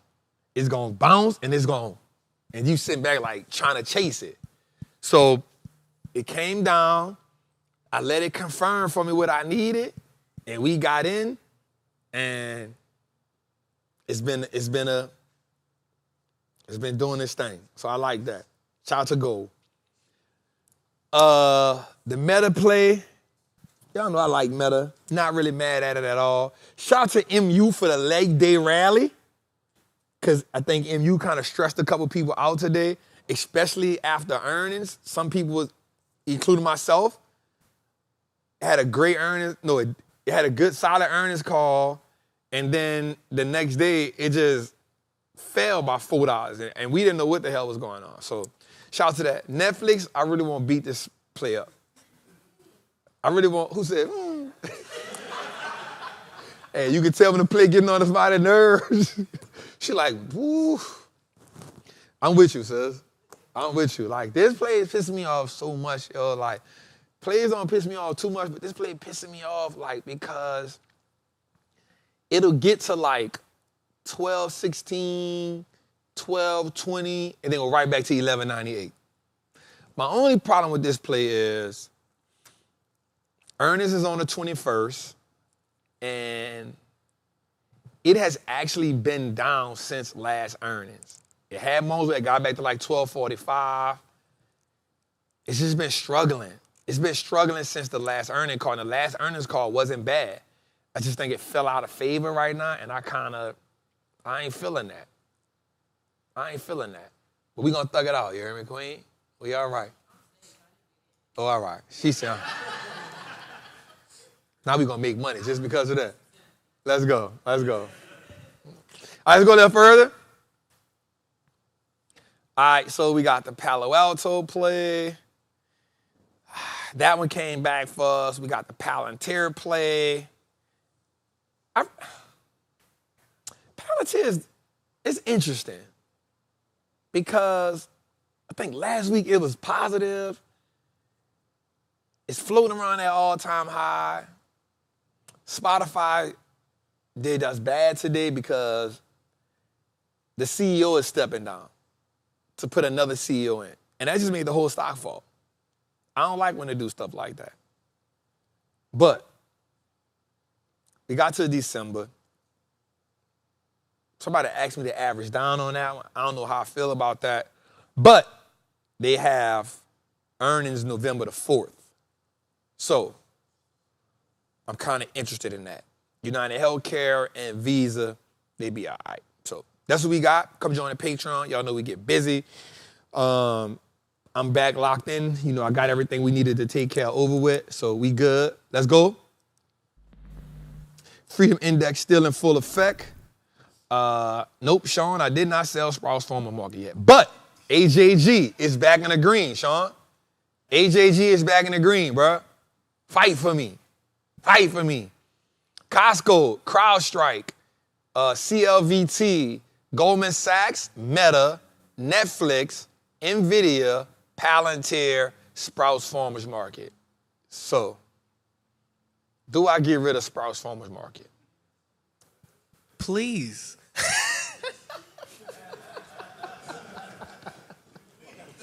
Yes. Like, we got to get rid of it. Damn. Nah, man, we gonna thug it out, bro. We gonna thug this shit out, man. I feel like they gonna come through for me, bro. Like, listen, Nettie said, just let it go, Trap. AJG came through for us. I believe in Sprouts Farmers Market, man. Listen, we up 24% year to date in this account. We all right. I'm all right. It's all right. Come on, Sprouts. I need you to sell some cucumbers, bro. So we can get where we gotta go. All right. Let's go a little further, man. Let's go, man. All right, let's get it. Word on the street, man. Let's get to it. We got some. All right, so the federal government is set to shut down at the end of the business day today, which is the day Congress and President Trump can't come to terms on a new spending bill. Here's what will happen if the government shuts down. Let's go. If lawmakers can't come to an agreement on funding the government by end of day tomorrow, we're going to be headed into the first full government shutdown since 2013. Now, usually by this point, agencies' plans for the shutdown would have been made public. Most of them have not put out those plans yet, but based on what we know previously, here's what we expect. First of all, no jobs data on Friday, if the shutdown goes until then. And if the shutdown goes even longer, that could impact the collection of other key data, like on consumer prices. Plus, you could see delayed loans to small businesses, to farmers, longer lines at airports, and plus no pay for millions of federal workers and contractors. And that all adds up. Moody's estimates that for every week of the shutdown, the GDP growth for the quarter will be reduced about 0.1%. that could equate to billions of dollars over time. And plus, since U.S. national parks and monuments are also going to be shut, the U.S. Travel Association estimates that the travel industry, like airlines and rail, are going to lose $1 billion each week of a shutdown. Sheesh. Now, the longer a shutdown goes, the bigger an impact it has. But there's a brand new wrinkle this time. The White House is threatening massive federal government layoffs that could impact hundreds of thousands of employees. It's not clear how many agencies would be impacted. The guidance to agencies received is to not reduce the workforce for programs in line with Trump's priorities.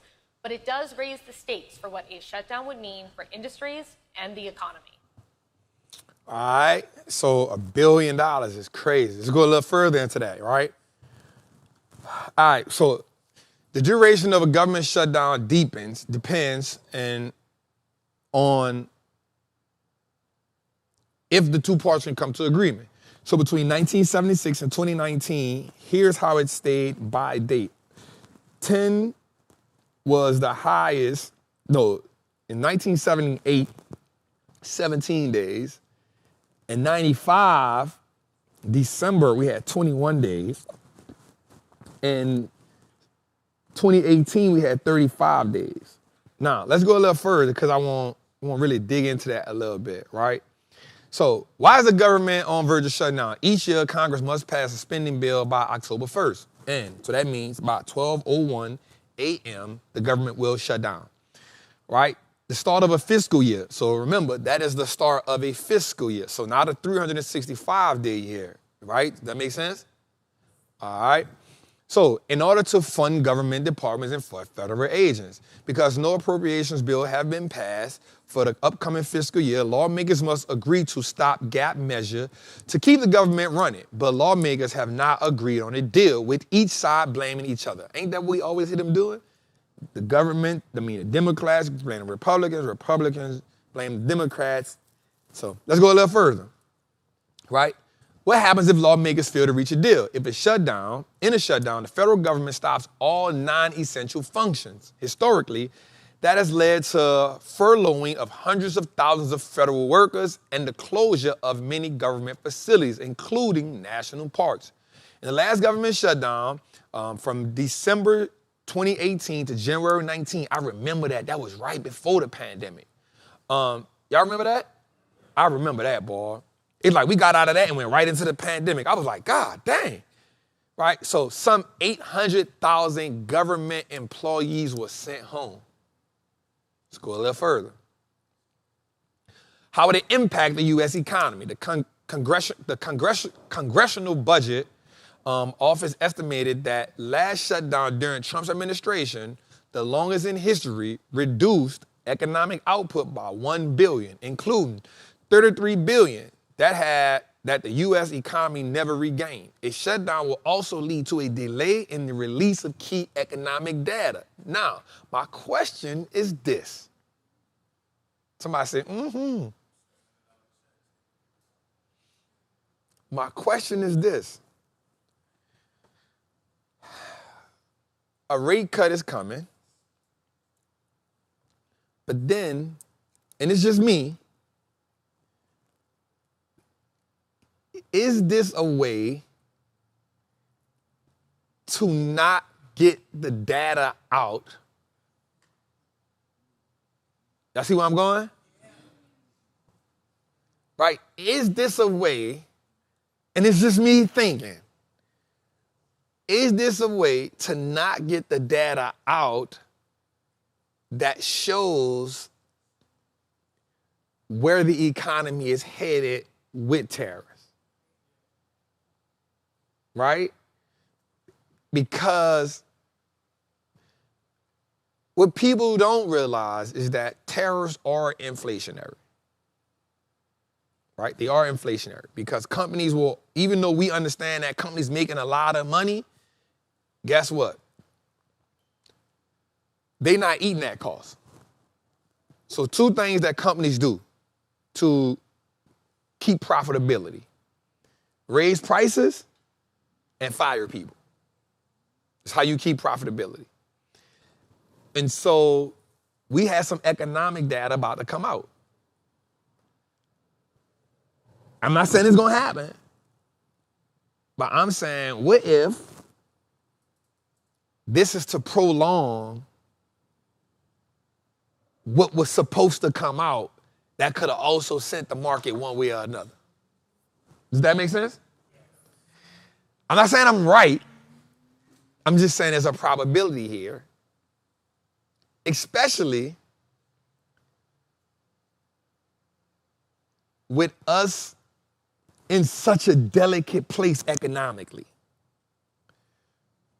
So the Fed is cutting rates when in actuality, we don't deserve a rate cut. Because if you look at the numbers, a rate cut does not help us. It hurts us. It helps the rich, but it does not help the lower, middle, and working class. And how do we know that? Because Jerome Powell said, we understand that, go listen to his speech. He said,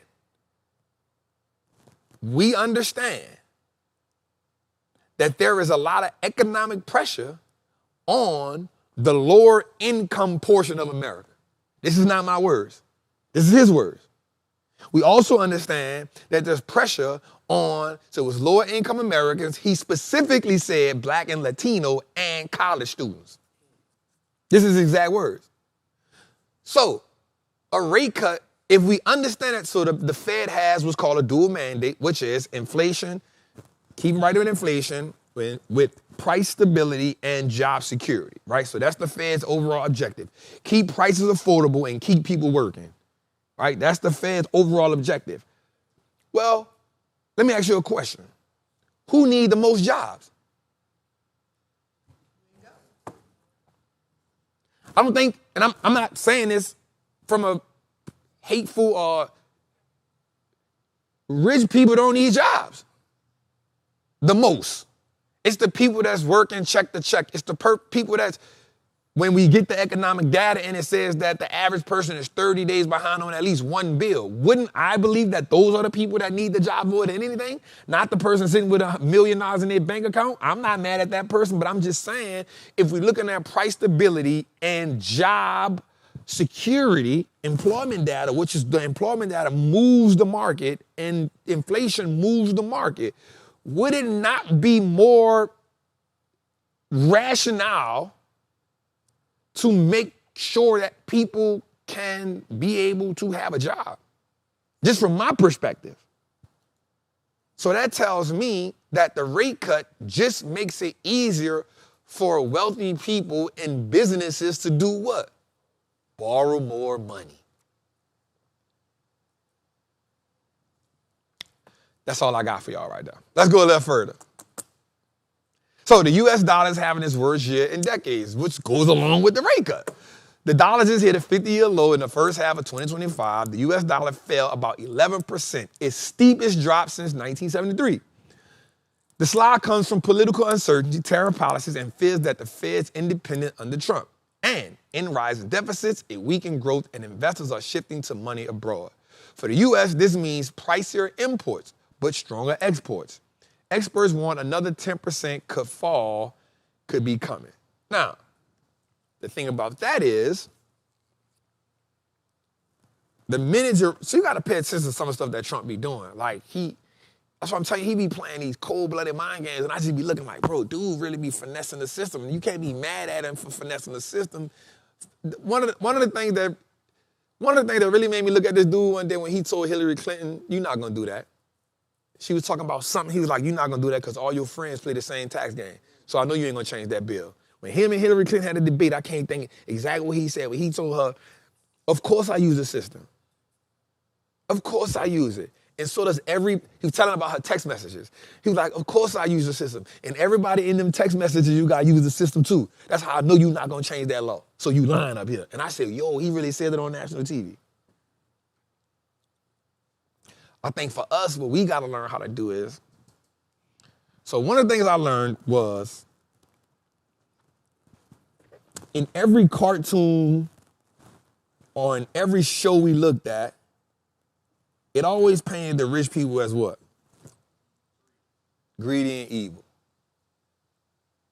Except for Bruce Wayne and Batman. He the only one. But I think what happens with that is we never get to look at the game from a perspective of, instead of being mad at people, why don't we just learn how to play the game? I think that's my only objective with us coming from the poor middle class, is they teach us to hate instead of saying, bro, like, how do I just learn it? One of the things that make me the maddest is when people come in my comment and say the average person. I'd be like, why the hell you thinking like the average person? I hate when people say that. What people say, it grinds my gears. When somebody say the average person. Because that is the exact mindset that keeps us average. When you put yourself in that box that says the average person can't, you automatically align yourself with the average person instead of saying, here's what a wealthy person with a wealthy mindset would do. One of the things that really turned me on was when I was listening to Larry Ellison, right? And Larry Ellison owns 43% of Oracle stock, right? The man only sells stock to pay taxes. He said, out his own mouth, I borrow against my stocks every chance I get. It's how he bought a private island. It's how he bought a mansion. And it's how he bought like helicopters and yachts and stuff. Now, I'm not telling you to go do that. But I'm saying, why don't we just understand like how to play the game different? We started the show off by saying what? Use the market, get you a duplex, refinance the duplex, borrow against the duplex to get another duplex. Use the money, put it back in the market, get you another duplex, refinance the duplex, borrow against the duplex. The problem is we get impatient. The problem is now we got to go prove to people that we doing the thing. And how do we prove? Watch this. How do poor and middle class people prove to other people that they doing something?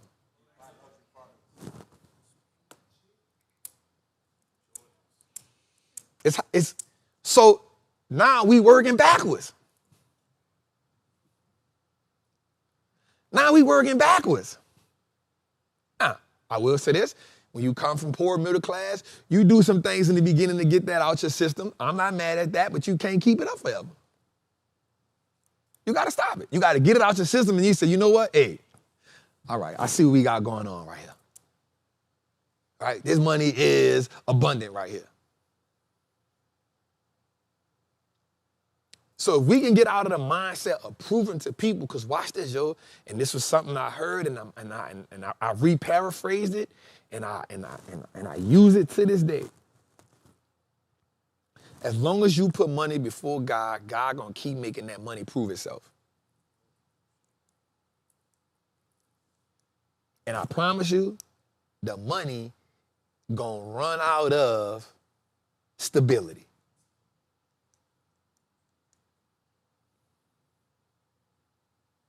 I want you to just ponder on that for a minute. So, in this world, we see the dollar is falling. So, what does that mean for us, yo? I told y'all, holding money is the worst thing you can do with your money. It's called currency, which means it has to be what? A dollar that's not moving is a dollar that's... Come on, fam, y'all know the game. Let's go a little further. Here we go. Historically, the strongest quarter for stocks is the fourth quarter. The third quarter is over. It has been positive so far. What's next on average for Q4 is the strongest quarter. Will this time be different? It's based on the Standard & Poor's. So typically, on average, watch this, y'all, 80% of the time, the fourth quarter is giving us about a 4.2% run. Now, If we take that 4.2% plus the 10% is up right now, you get 14% on a year. That's a solid year after coming off back-to-back 20+% years.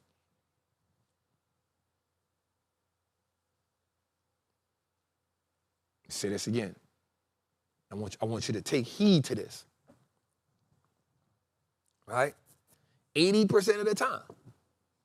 Now, history don't always repeat itself, but it does what? All right. So that means if we can navigate,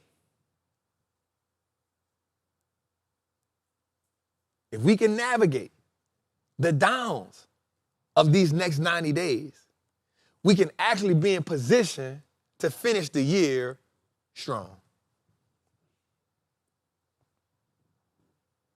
If you can just navigate the next 90 days, if you can navigate October, November, December, you can go into 2026 green. The problem is the down days really test your patience. I challenge y'all sometime on a down day to just don't even open your phone up. Just look at it, yep, it's red. Ain't nothing I can do about it. Let me go to my watch list. Let me see if anything on my watch list is red. If anything on my watch list is red, I'm looking for a buying opportunity. If it ain't, keep looking at the phone, ain't gonna change the trend. You keep looking at the phone, ain't gonna change the candle. You looking at the phone, give you a heart attack. And you gonna get in the group and get on my nerve. Chad, what we doing? Nothing. Chad, what you think about? What you want me to think about it? Chad, what you think that's gonna do? I have no idea. I'm looking at it like you looking at it.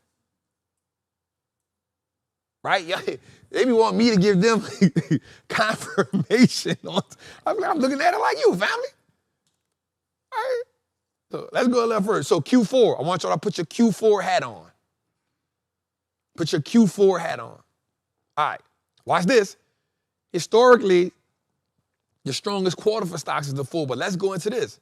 Communications, technology, industrials, utilities, they go strong. This year-to-date performance is right here. Financials, minerals, energy. So listen, don't be trying to go trade healthcare because Chap is down right now. No, listen, we going to Q4, we only trading winners. Let me make this clear. We going into Q4. We only trading winners. I'm not looking for a golden opportunity in healthcare. I'm not looking for a golden opportunity in REITs. It says communication, technologies, industrials. That's where we at.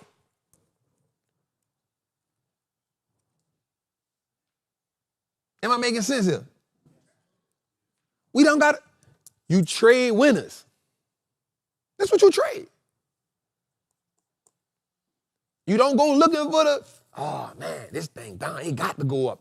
Flush it. It don't got to do nothing. Oh, Trap, it done hit the no. Leave it. Leave it. It got room to run. So does the runners. Runners keep running. That's what they do. Runners keep running. They take a break and then they do what? Run again. That's why we rinse and repeat the same 20 stocks. Man, somebody in the group said, Trap, boy, I feel like we did this last year. I said, we probably did. We probably did. I got like 25 of them. I just rinse and repeat them. So we'll be like, Trap, what you think about this? I'll be like, nothing. It ain't on my list. Now, that don't mean I ain't gonna go research it because I'm with adding more winners on the list, but one of the biggest problems you're gonna have is you keep trying to find new stocks when you ain't mastered the ones you already rock with. This is why I can keep on hitting Goldman Sachs. Pow, pow, pow, pow, pow. Even though, and watch this, even though CrowdStrike let me down the last time, we done hit on it 10 times before that. Right? Netflix might not be rocking for me right now, but when everything got really bad, that's the only thing kept us afloat. We was rocking on Netflix and Spotify, all while things was going bad. That's what helped me start knocking that 1.5 down. Having a bad little time right now. All right, bet.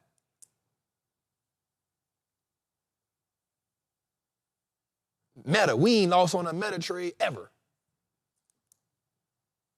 But can we say it has not put us under some pressure? Hell yeah. We had to play last year, 505. I never forget to play.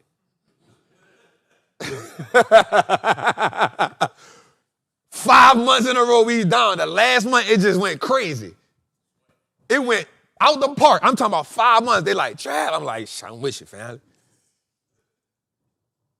60 days before turnaround time, before expiration day, it just took off. Some people say, hey, I broke even, Trav. I got out of it. Some people like, hey, I rocked it with you, Trav. But we ain't lost on one. Look, people in the chat put 505. We know it. It's part of the game. Let's go a little further. All right, so watch this. There's some little data for you. Watch this. The S&P goes up 53% of days, 62% of months, 74% of years, and 94% of decades. The longer you hold, the more the math favors you. Let me make that make sense. Math does not care what your race, color, or Democratic, Republican, Independent vote is. The numbers just number. So let me make that make more sense for you. Wealth does not care who attains it. Only you put that on it. Only you say a certain race, color, or creed of people get wealthy instead of saying, no. The wealth don't care who get it as long as I learn the rules to the game. The problem is we trying to build wealth from a poverty's perspective. Now, at some point, we all start there. But it's on you how long you pay rent there. We all start there. We all watch the check. We all watch mama, grandma, auntie. We all done got slapped out in our face because we asked for something when the bills came.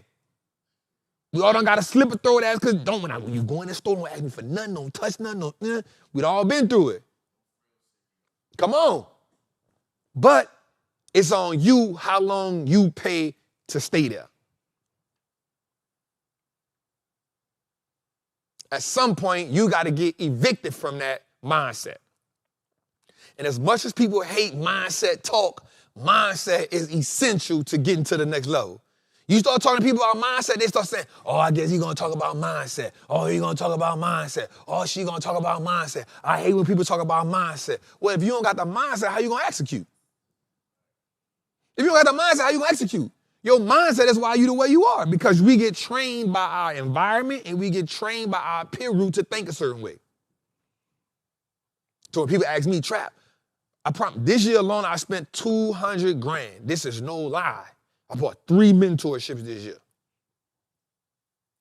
3 of them. And I just bought for me and my girl to go see somebody else. He freaking $10,000. Well, guess what? I saw him make $100 million in 3 days. Why wouldn't I go pay that man? I just saw him make $100 million. And nobody ain't tell me about it. I watched it. That's the difference. Nobody ain't tell me he made it. I watched him for 7 hours make it. I said, damn, that's 150 in 3 days. I got a 5-year goal. What happens when somebody hit your goal in a day?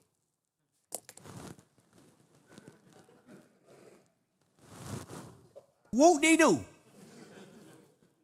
And I'm saying that as sarcastic as I can. What happens when somebody make your goal in 3 days? Either one or two things gotta happen here. Either you gotta change the goal, or you gotta go figure out how they did it. So if your goal is $100,000, guess what, y'all? Somebody did that in a day in the market. Somebody did that a day in business. And watch this. It wasn't a scam. They did it. So let me say this to you as an entrepreneur, as a trader, as a whatever you are. Guess what, y'all? If you give value to the marketplace will reward you with money.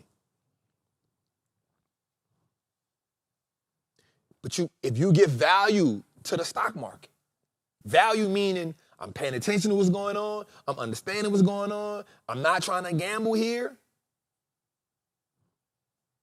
If you give value to it, it will reward you. Our biggest issue is we haven't learned how to provide the value.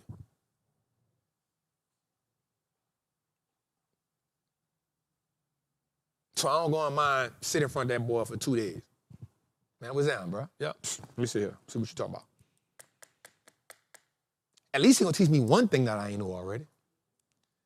Sometimes it only takes one thing to unlock you. Oh, I missed that. We go pay for stuff sometimes, y'all, and we be looking for life-changing information. When sometimes it's only one thing. You learn one thing about trading, it'll unlock something for you that you can make money on until you learn the next thing. For some people, if I could just learn support and resistance. For somebody, if I could just learn supply and demand. For Sean, it was probably once he learned the strat. For me, it was market structure. Sometimes it just takes one thing. And it'll change everything. Let's go a little further. Right here. So Goldman Sachs has upgraded how they feel. Recently adjusted their strategy, essential. They saying, yo, we overweight. That's what that OW means. So Goldman Sachs is overweight assets, overweight equities.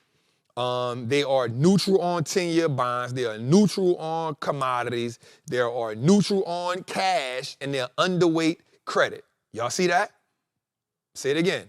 If you look at it on a 3-month horizon, let's go to it in boxes. 3-month horizon. They're overweight equities. They are neutral on government bonds. They are neutral on commodities. They are neutral on cash, and they are underweight credit. That's in 3 months. In 12 months, they are overweight equities, meaning they're aggressive on equities. They are neutral on bonds. They are neutral on credit. They are neutral on commodities. And watch this. In 12 months, they are underweight cash. That goes back to what we said about what? Cash. If you holding cash just to hold it, it's not the best thing to do. If you holding cash to make an investment, it's the best thing to do. Let's go a little further. All right. The U.S. just became a trillionaire in gold without buying any more. Why? Because gold keep going up.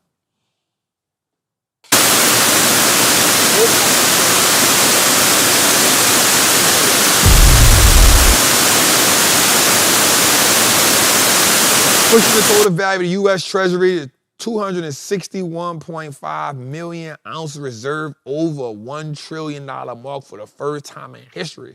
The size of the stash hasn't changed. It's still the same, 88,133 tons, but the price alone carried it into $1 trillion territory. To put it in perspective, when gold was pegged at $20 an ounce, today's value is 200 times higher. That's why gold remains a timeless safe haven, a quiet insurance policy for when work feels shaky. I always say it. I've been saying it for years. Probably since gold was way cheaper. Probably since before we started this show. If you're really serious about building wealth, I think you should own some gold. Now, my only thing about that is don't be going, just pulling up the Costco. Let me get a brick. Let me get some ounces. Because somebody always watching. You bring it home, somebody follow you. So you gotta do it in a secretive manner. You gotta get it online in a secretive manner. But you should own some gold. You should own some silver. Now, I don't think you should. Now, I'll be honest with you. I don't think you should own a brick of gold because if shit get real and you pull up somebody with a brick, they're going to rob you. Just keeping it real. But I think you should own a bunch of coins, the grams, the ounces, 2 ounces. I think you should own that. But a whole kilo, 1,001 grams, negative. You asking to get hit by somebody you might know too. And lastly, when you own the gold, do not post it on Instagram that you got gold in your house. Don't post that on Instagram because they're coming. They're going to screenshot that. Don't certain stuff you don't got to do. Don't tell nobody you sitting on a gold in your house. If you smart like me, don't even put it in your house. There's places where you can put the gold at that will actually hold the gold for you. So, that being said, let's get to it, man. From Wallace to Wall Street's crypto power move, crypto is no longer a friend's bet. It's becoming part of America's financial core. With green light spot Bitcoin and Ethereum ETFs and retirement giants like Fidelity, BlackRock offering crypto exposure and 401k plans. The USA is effectively institutionalizing assets. The 4 biggest crypto assets by market cap are Bitcoin at 2.18 trillion, Ethereum, XRP, and Tesla. Now, I'm gonna be real with you. I be hearing people hate on XRP. I wonder why. People be, I'm not a crypto enthusiast. I just buy Bitcoin and Ethereum. That's all I buy. But I'm not mad at it. I think people should own it. It's an asset class that you should be a part of. Who owns crypto here?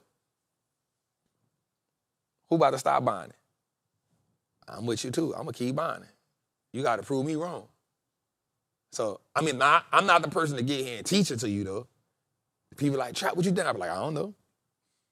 I just buy Bitcoin and Ethereum. But I think we should buy, I think we should be appointed, and I got to shout out a couple people because they actually told me to move it from where I had it into something else. And I was like, So that was real smart. Huh? What was it? So they told me to take it out of Coinbase and move it to like this ledger thing. So one of them is called like Trezor. I think what it's called. They gave me a couple of them. They gave me like some cold wallets and some cold. It was a couple other things they gave me, and I ordered them, and it was like, hey, don't go get it off Amazon either, dog. I was like, all right, bet. Because it was like people from Amazon, they'll like program your shit and steal it from you. I was like, damn, bro, that's crazy. You know? They were like, what that is? They were like, nah, don't buy it off Amazon, dog. Like, somebody at Amazon are like, but they gave me like 4 cold wallets. It was like 4 of them. They told me, like, they was like, look at these, bro. You know, they was like a Nano, the Trezor, the Ledger. They gave me like 4 of them. You know what I'm saying? They gave me like 4 of them to look at, and it was like, you know, just read them and break them down, do some homework on, do some research on. They was like, but definitely get what you got, get that off Coinbase. So we definitely made that move. Here's the crazy part about it. As soon as I shifted it from Coinbase, I got like 4 different messages. I said, wow, that somebody was trying to like get my code. I said, dang. I said, I would have been pissed off. I worked hard to get that crypto up there like that. All right, let's go a little further, man. Let's go to our 1-800 Trapper hotline.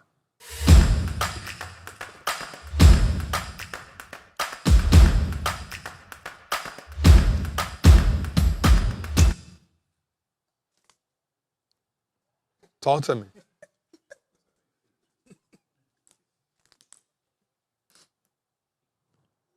Let's go, Queen. Hold up, what's wrong with that mic? All right, let's go. Hi, Trap. I am new to this. You nervous? I am. Why?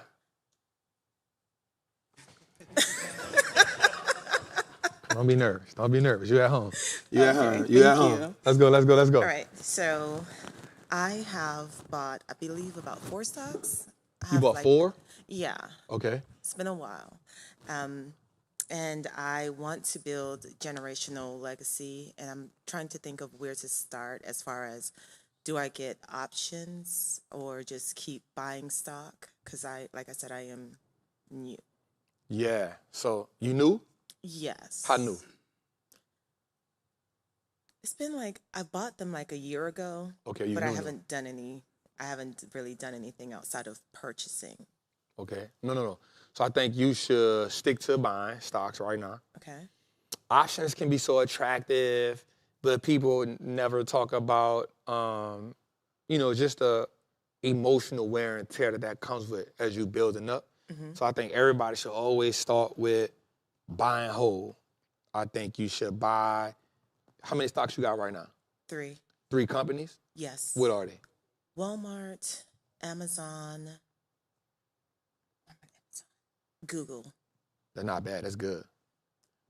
I think you should add 2 more stocks to that list. Okay. That way you have 5 stocks. That become your starting 5. Okay. I think, so you have Walmart, that's one stock that's not in tech. You got Amazon and Google. So Amazon actually doesn't actually fall in tech. It actually falls into something else. You got Google. I think you can add 1 more tech stock and 1 more stock that's not. I think you can go cybersecurity or something financials that we have a mix up. Okay. I think, how many shares you got at Walmart? Everything is just like 1 1. share. Oh, stay away from options. Okay. Okay. Stay away from that right now. Okay. So I think you should focus on, your goal is to get 10 of each one of them. Okay. I don't think you move to the options market until you get 10 of them. Okay. But here's the key. I think you should learn about the options market while you're doing that. Okay. So that's the goal. Let's do 2 things. So like the Federal Reserve, you got a dual mandate. Okay. Your mandate is you don't move to options until you get at least 10 of each one of them. But while you're doing that, you should be learning options. So I'm about to say something that the people not gonna like. Oh, y'all gonna like it. Y'all just be like, damn, Trap, you said that? I'm okay with you learning options and then paper trading.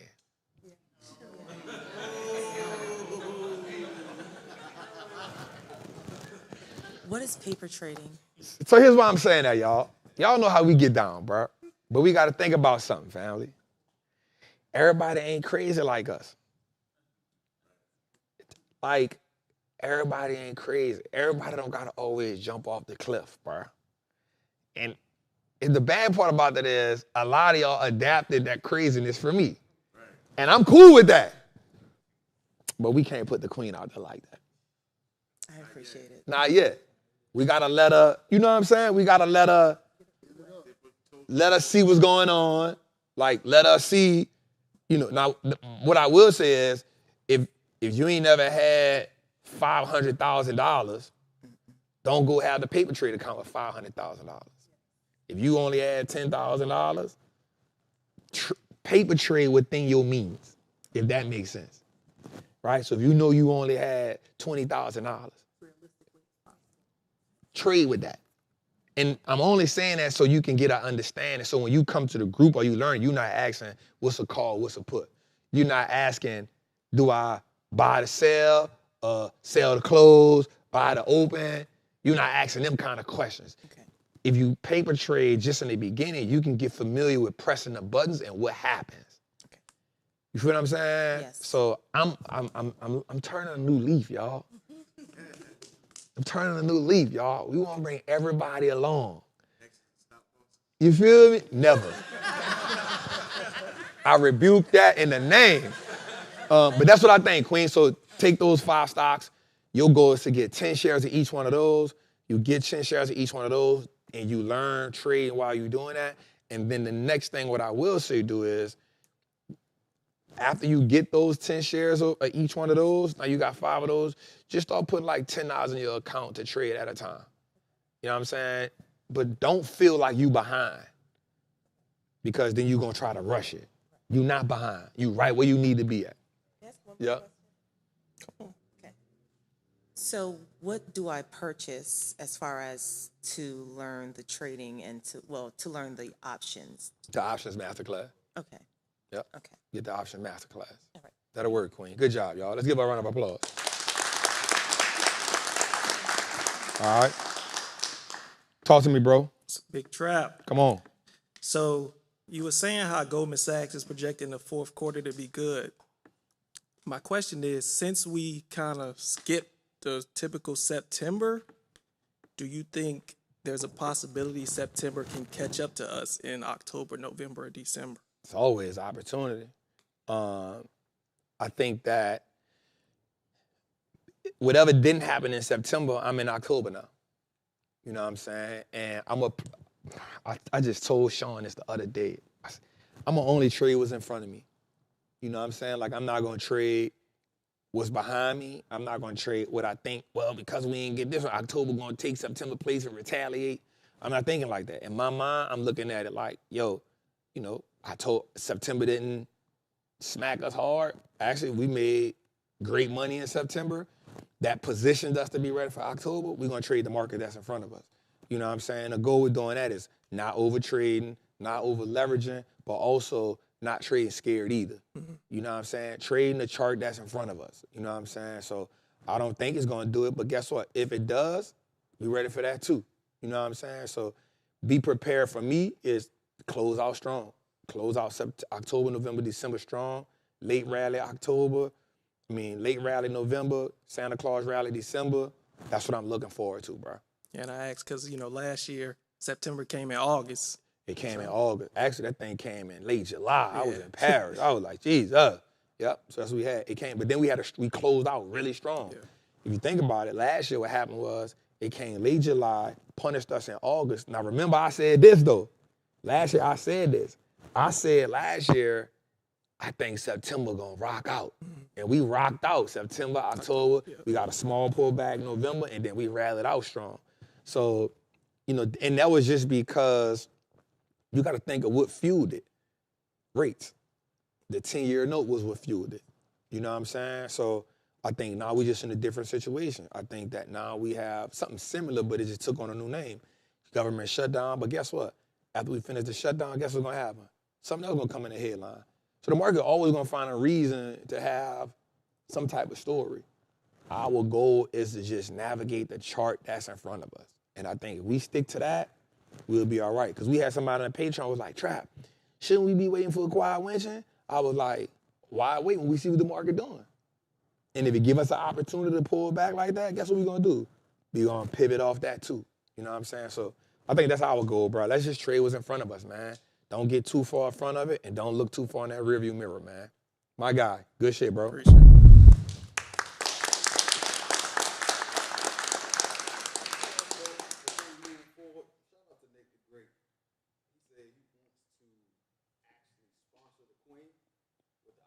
Let's go. Shout out to Nate.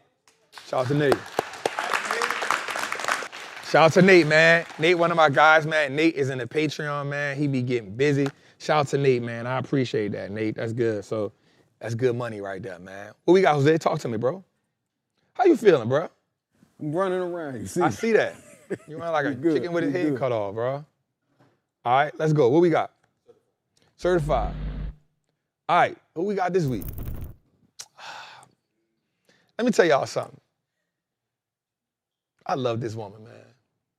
I love this woman so much, man. My goal in life is to meet her. She is tattooed on my back. So she had a meeting at Busboys in DC, and I was so mad because it was on a Tuesday for Trappin Tuesday. And let me say, I was contemplating canceling the show that day. My little cousin was like, Angela Davis in DC. My lady was like, Angela Davis. And she know that's what I want. So my lady be working her butt off trying to connect with people. And so when they found out she was in DC and it was on a Tuesday, I think I was mildly depressed. I was so close to canceling Trappin Tuesday, y'all. I'm talking about, I was close. But I couldn't, this mean that much to me, you know what I'm saying? But man, when I say I love that woman, man. I done read all her books. I probably know her whole life. I ran across her when I was reading about this guy named George Jackson. And I was like, damn, she's just so dope, man. And to be a woman that go against the federal government, rest in peace, Assata Shakur, who just passed away. You know what I'm saying? Like, man, to go against the federal government like that, man, and be on something, and Richard Nixon talking about you, man, listen, you gotta It's a different level, man. Anyway, Angela Davis is a fearless symbol of resistance, justice, and liberation. Rising to prominence in the 1960s and 70s as a scholar, activist, and member of the Black Panther Party and Communist Party, Davis courageously fought against racism, mass incarceration, and systematic oppression at a time when doing so put her life and freedom at risk.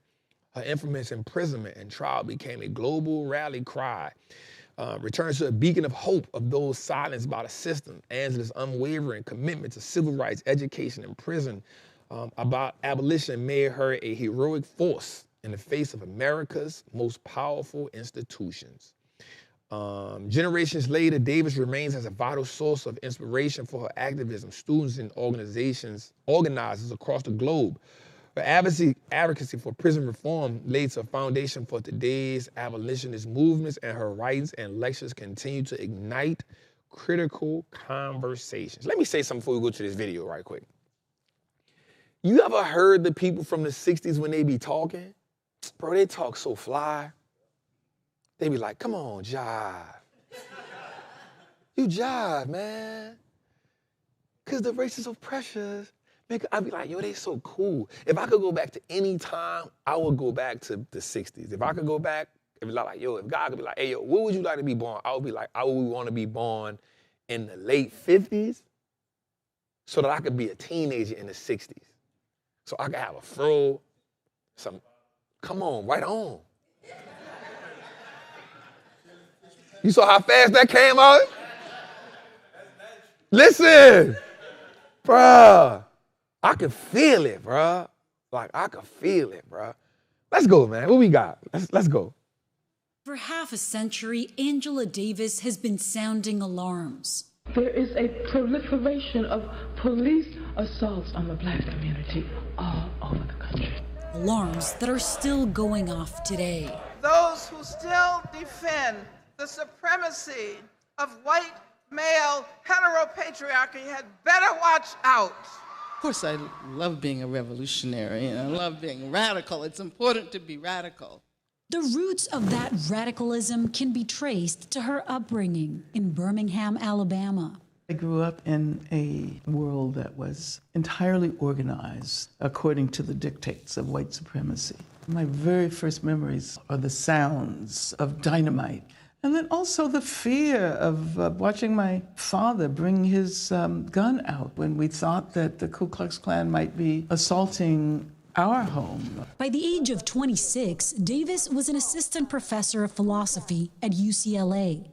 She had joined the Black Panther Party and the Communist Party, and that made her a target of California Governor Ronald Reagan. When the Regents finally decided to fire me, I said that it was obvious that there was racism involved. The very first press conference I held in the immediate aftermath of my firing at UCLA, I think my eyes were wide open and my knees were shaking under the table. And today people look at that and they say, oh, you were so much more militant then. I said, no, I was just afraid.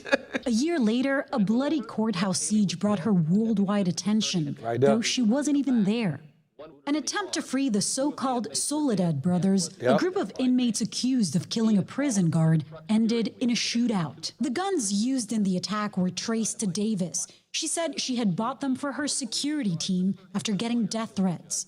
And she went into hiding. The FBI caught up with her at a hotel in Manhattan. She was put at times in solitary confinement, while around the world, protesters called for her release.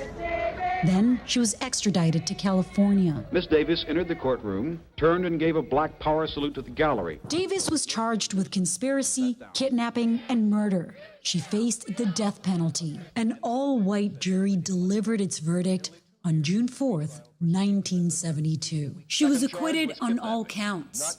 It was not until that moment that I realized that I had a future ahead of me. Davis set off on a tour of the U.S. as well as the Eastern Bloc in Soviet Union. Bring greetings from the Communist Party to the Soviet people. She would leave the party 20 years later. When I left the Communist Party, I made it very clear that although I may no longer be a communist with a capital C, I remain a communist with a small c. Historical experiments don't necessarily produce what we want them to. The 16 months in jail before her acquittal had given Davis a new commitment. I have come to think about my incarceration as a gift, witnessing the ways in which other women in prison were being treated. That really consolidated what I think has been my vocation. She has since dedicated her life to the issue of prisons, not reforming them, but abolishing them. I've really tried to learn from history. So if someone made the argument that abolition is too strong a term, I would remind people that during the era of slavery, there were those who made the very same argument. The United States has 4% of the world's population, but 20% of the world's prisoners. 38% of the U.S. prison population is Black. My question would be, what would a world have to look like in order not to require the persistent interventions of police and imprisonment? We need better education. We would need a better healthcare system. We would need a better world. So abolition urges us to expand and make more capacious our very vision. Angela Davis is still writing, still teaching. After 50 years of fighting the same fights, it may seem the more things change, the more the causes remain the same. You were fighting against them 50 years ago. How do you not lose hope? No change is possible without hope. No movement is possible without hope. We have to march on with the unshakable confidence that we will win our fight for a new society, our fight for a society where freedom, justice, equality, abundance, dignity, and happiness belongs to all. Come on, you actually talk.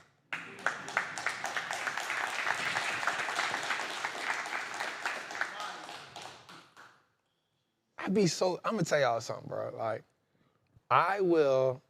here's one of my, I will sit in the house and watch like stuff like this for hours and have my notebook and be like, and before you know it, I done order 15 books on Amazon. So I've read all her books, bro. And I just think that, one of the things that we lack today is like this commitment to reform. And I'm just talking about like prison reform. I'm just talking about like changing who we are, what we represent, what we stand for. I think we lost that along the way.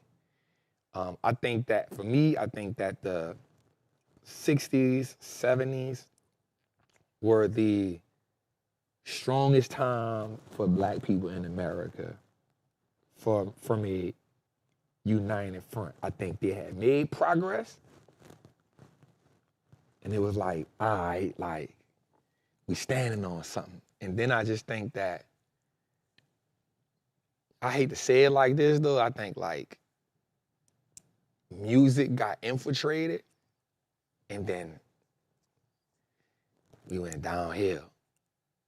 I think that's why people like KRS-One and Queen Latifah, Public Enemy. I always say this, them people never ran out of raps.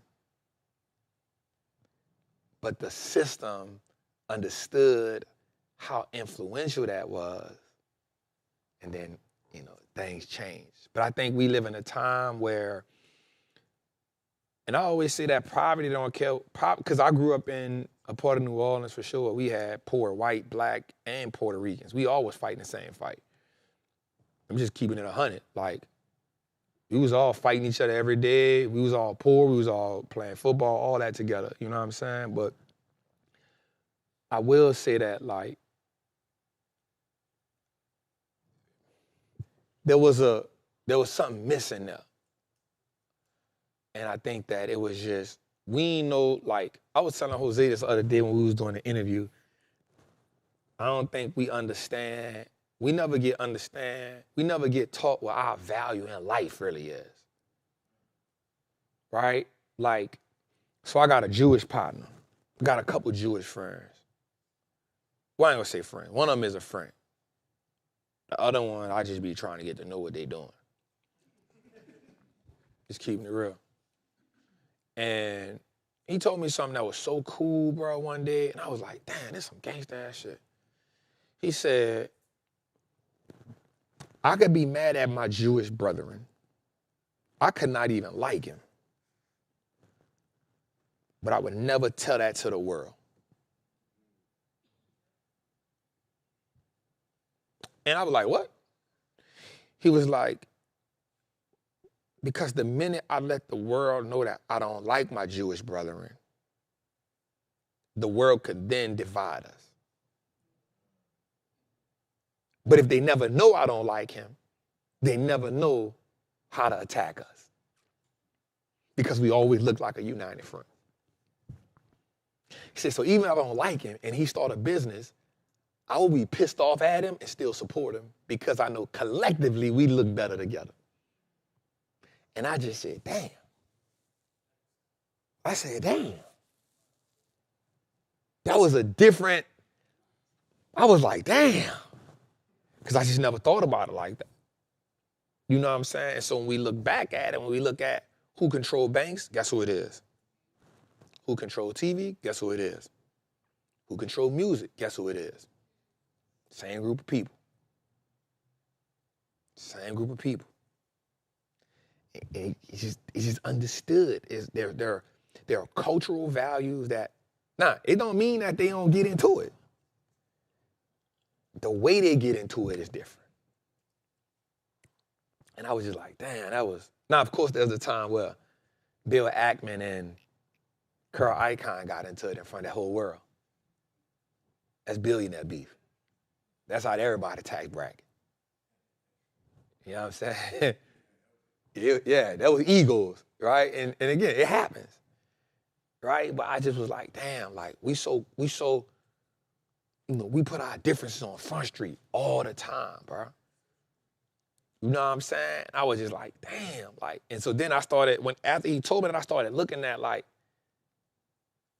just other ethnic groups of people. And I was just, and again, it's not saying that it don't happen. It happens.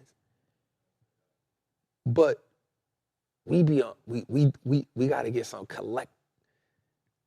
we got to get some togetherness about ourselves.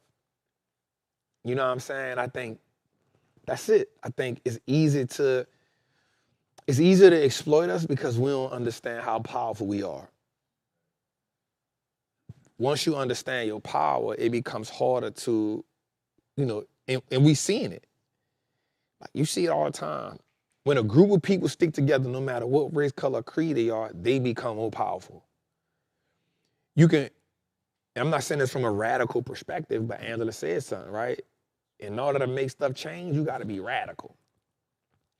Anytime we've seen a group of people be radical, they get changed. When you've seen a group of people overthrow a party or whatever, it's because they understand the power that they have.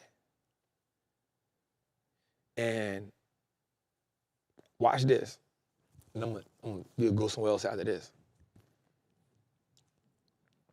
You can't get, all right, I'm about to walk on thin ice right here, but I don't mind walking.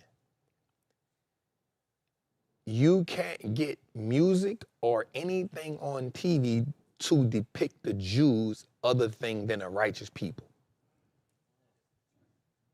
If you try to do it, you're going to have a problem. The whole world going to see that there's a problem with you. But the minute you try to paint any other as anything, it's easily done. Now, here's the thing, they've even had white people that hate, make music that white people don't like, movies that ain't, the Jews operate in a different way. They've been Spanish people, they've been black, every race of people done had something where but you can't make a movie, you can't make no music, you can't have a speech that paint the Jews in a different way other than being a righteous people. And the problem is, you can't be mad at that.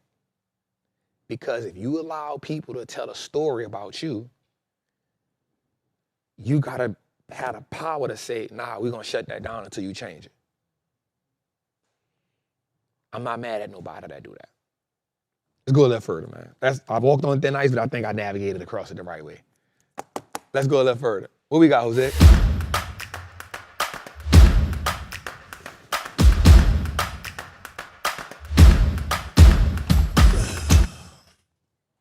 What is that? Another one? God damn. Yeah, it's another one. Oh, I thought there was one else. What's up, bro? Hey, what's going on, Trey? How you Man, feeling? what's up, family? So my question is, for someone that's building an account, options account, how do you decide between stacking different strikes on the same expiration versus adding more contracts at a single strike? Say it again. Adding.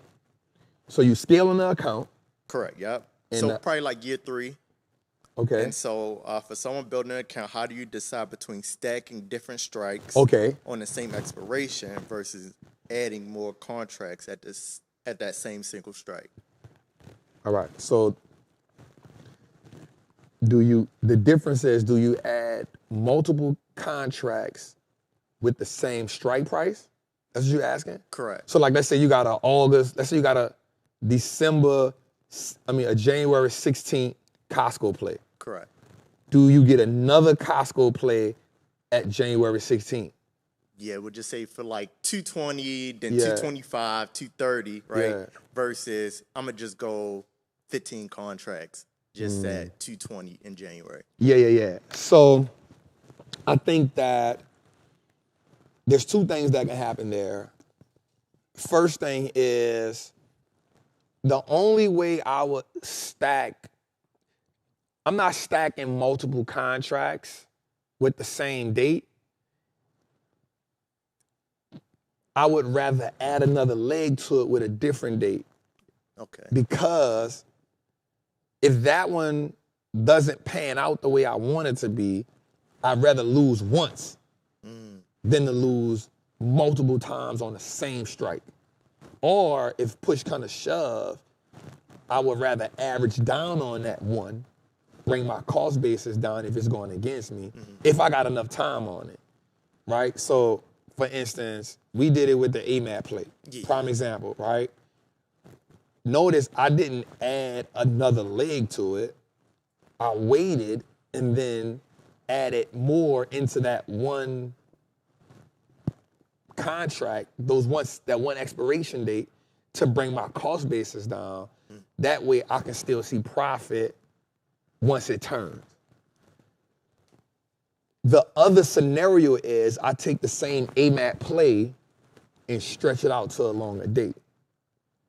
Right? So instead of it expiring in December, I take the same play, I create another leg and say, I get another option play, say, I like the same play, I like the same strike, I'm gonna just make it go from December to March. I'd rather do that than add multiples of the same one. Got it. Does that make sense? Yeah. Because I wouldn't want to pigeonhole myself to that one play. Instead, I'll just add more if I like it enough, to add more contracts, bring my cost basis down if I still believe in it. But for me, if I'm under 60 days, I'm going to just let that thing ride, because now the theta is working against me. So notice, when we did the AMAT play, I always say, if we got 90 days or more, I got enough time to see something happen. But that ain't my first go-to. Sometimes you gotta just take the L, because what you don't want to be doing is keep adding to a losing play. Yeah. Right? So that's the difference. That's the danger in averaging down. You can be adding more money into a loser instead of just saying, bruh, it's an L. Let me get rid of it. Let me go just get some money somewhere else. So there's always a thin line to navigate. But I would just rather, push kind of shove, I would just rather add another leg if I've got confirmation of something that this play is turning around or worthy of me turning around. Remember, we don't want to just keep buying a losing play. Yeah. You know what I'm saying? So I think that's the little nuance in that, bro. Okay. Good shit. Appreciate you, boss. Yep. Good shit, bro. Boy, that thing got rocking. God damn, dude. And got the They must have added the new sound in, jumping huh? in You this. got that thing on. You got that thing on Cutlass Supreme, yeah. Boy, I got that sound on Box Chevy. What's good, fam? What's good, Trap? My What's God, good? man. So first thing before I get to my question, I want to say Wallstreet looks like us now. Come on. You been rocking for a minute too, dog. For sure. So I believe your trapper mantra is one of the most powerful things you ever created. Come on, boss. So my question is, I want you to share with us the origin behind it. I want to know what, where were you? What was your mindset? Were you reading a book? What is something that you were going through? And what was the overall, what was the big picture behind it? Oh, man, that's good. Shout out to that. Let's clap for that. God damn. So I remember I was talking to my guy, CJ. That's E.T.'s right-hand man. And I was telling CJ about the show. And CJ told me something. He said, Trap, something missing. I was like, what? And he was like, when you hear Martin, how you know Martin coming on? And I was like, you hear that? Da, da, da, da, da, da. He was like, yep. He like, that's how you know Martin coming on. And then he was like, how do you know Fresh Prince coming on? And I was like, you hear that? Well, this is a story. Oh. He was like, exactly. He said, well, you have to have something that ties your people into it, something they can say word for word every time the show come on. And I was like, that's good, see? So I was like, shit, I ain't no rapper. You know, I ain't about that. Streets raised me, Wallstreet pays me. So I was like, all right, I was like, good, see? And so I remember I was just sitting in the crib and I was like, you know, this show gotta mean something to people. You know, it ain't just like turning CNBC on. It ain't just like turning on no other show. Like, I want people to watch the show and there's something in the beginning of the show that anchors them to it. But also, it creates a new belief in them. So, you know what I'm saying? It creates a new belief in them. And so, bro, I no lie, bro, I was just sitting and I'm the type of person that scribble. So I remember one time I showed people I had like 400 notebooks at my house. Really. So I scribbled. I write stuff all the time, bro. I'm always flipping through notebooks all the time. And so I bought a notebook and it had on it mantra. And I had it was way longer than that. Way longer than that. It was like a testament. And I remember just scribbling on it. And I took pieces of it that I felt that stuck. So one is the affirmation. I am a certified Wall Street trap because I understood that anything that comes after I am, you take ownership of it. Right? And so then I remember telling myself, well, what is a certified Wall Street trapper? What does it look like? What are some of the attributes? What are some of the goals? And it was, I'm capable of operating this machine. So what is the machine? It was the stock market. Remember, I remember saying the stock market is a forward-looking mechanism. It's a machine. And I remember, just asking myself well, what is a Wall Street trapper breaking? What is he doing? What is he or she doing? And it was breaking that poverty mindset, breaking away from living check to check, breaking away from certain psychological things, right? And, well, who benefits from you being a certified Wall Street tracker? My family will eat for a lifetime based on the information I apply today, not tomorrow, today, immediate action. You know what I'm saying? So it was me having I really had a whole scribe, bruh. And you gotta say, okay, it has to be quick, bruh. It has to be something you can say in 60 seconds or a minute. Some people can memorize. And so I consolidated it. And I said, what are the things about everything I have wrote out that can really stick to people? That they can look at it and identify with, take ownership of. And then how do we close it with something that's confirming everything they just read? You know what I'm saying? And so I am a first generation millionaire because I know who I'm talking to. If you somebody that's already, a millionaire 5 times over, man, I ain't for you. But if you somebody that's trying to be that first generation millionaire, I'm for you. You know why? Because I'm the first generation millionaire. So I was speaking to myself, what are some of the things that I know that my tribe would relate with in the moment? And so that was, I remember when I first read to Jose, he started tap down. He was like, woo, nigga, where you get that from? You know what I'm saying? He always bucking me up, you know what I'm saying? So that was the birth of it, bro. And it didn't happen overnight. It was really me just, again, I have a notebook just like this, bro. And I'm a scribbler, bro. I scribble all the time, bro. Like, I travel with 2 notebooks with me. One for personal development that I scribble with. So that can be God and one for the market. And I always have 2 notebooks with me. And I'm always just scribbling. And then from there, I translate it in my phone so I can always have it with me. So that's how we gave birth to the mantra, bro. Real talk. Salute for that. That's big. That's big. And I'll tell you something about the mantra that was real cool. I remember the first time we did a show. We did it in Atlanta. And I was saying the show. I was saying it. And so we had 600 people in the audience. And to hear that came back at me, it was like, I was like, whoa. What the hell just happened right here? And I just let them do it, you know what I'm saying? So that was like powerful for me because it made me lose track of what I had going on because I didn't realize how, you never realize how powerful, like I don't take it for granted, but you look at the numbers and it's 3,500 people, 4,000 people, 5,000 people watching this. Well, that may look like a number on a screen. But imagine what 5,000 people looking at something look like. You know what I'm saying? So Jose will do the numbers and he'll be like, bro, we had 28,000 people in and out. And I'm like, damn. And so in your mind, you think there's 28,000 or 6,000 people that caught that intro. And so I forgot my guy who sent me this.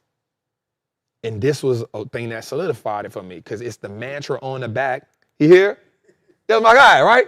Yep, wrote it on the back. And I think he sent me another one. And I was like, damn, like, it's powerful. And then you have people that be hitting me like, Trap, we need that on the keychain, bro. Like, people don't hit me up and be like, Trap, this my screensaver, dog.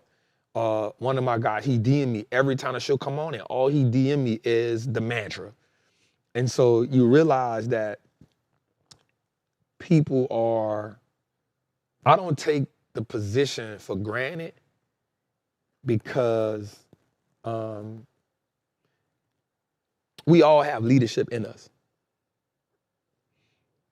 But some of us don't step into it. I like to step into it because I like to grow from it.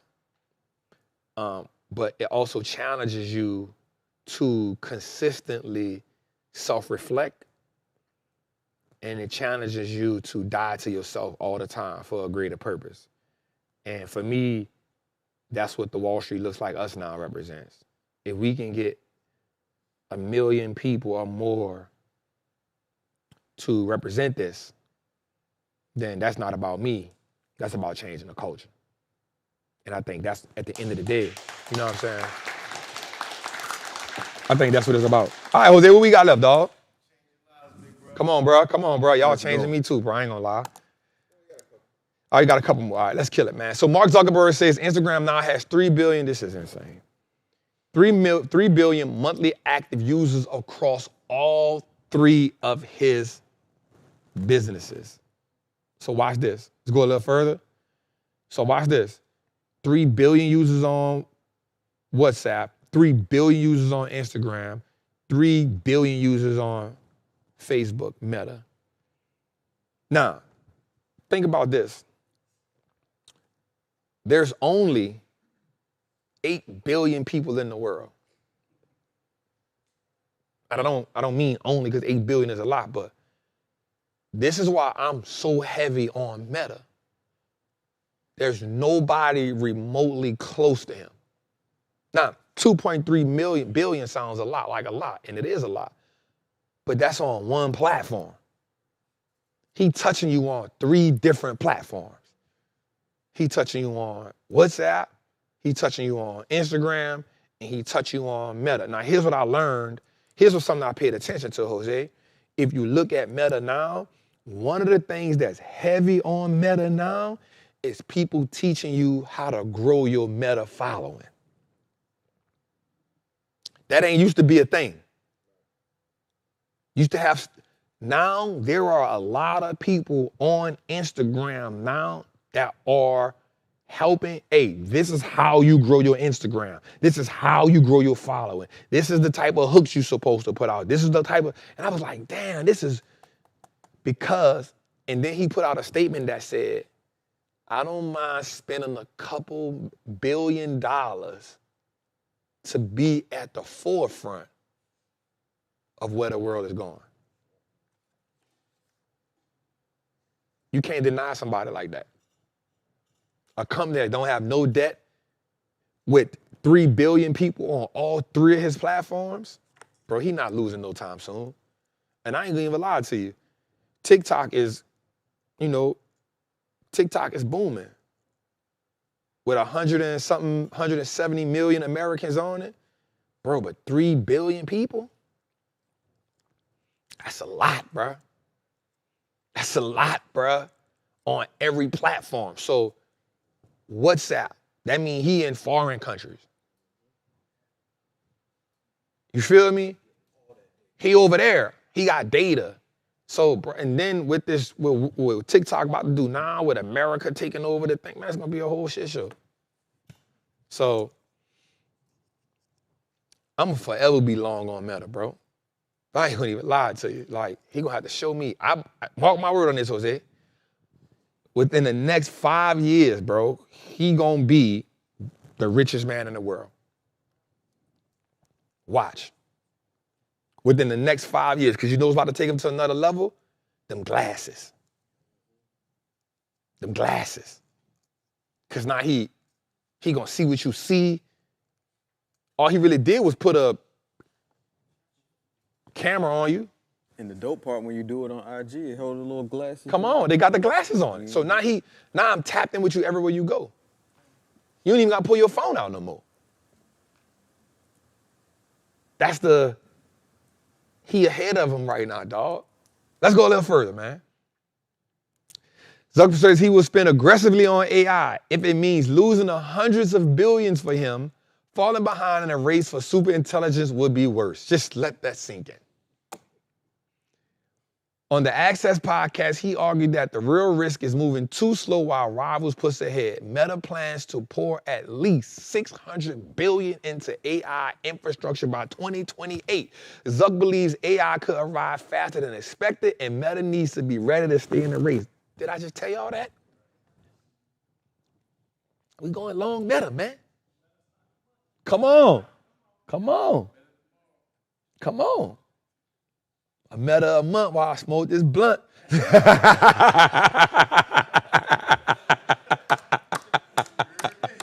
hear me? A Meta a month, man. Listen. It don't stop, bro. He going for 800, bro. He gonna be $1,000 stock, bro. I'm telling you. And I don't even think he gonna split that joker no time soon, bro. He's just sitting on a whole bunch of money, bro. And here's the crazy part, bro. He young. He ain't even old, bro. So that's why he can punch on Apple like that. Like, stop playing with me. You give me your best shot. You still at $100, $200. I'm pushing $700, bro. Let's go a little further. I'm telling y'all. Long Meta, bro. Let's go. Meta doubles down on, then they just made this came out today. Meta doubles down on AI. CoreWeave gets the call. CoreWeave has signed a massive deal with Meta worth up to $14 billion to supply AI computing power through 2031, with an option to extend through 2032. The deal includes access to NVIDIA's new GP300 system, fueling Meta's ongoing AI expansion. CoreWeave CEO said Meta was impressed with their previous infrastructure. Following the news, CoreWeave jumped 10% in pre-market trading.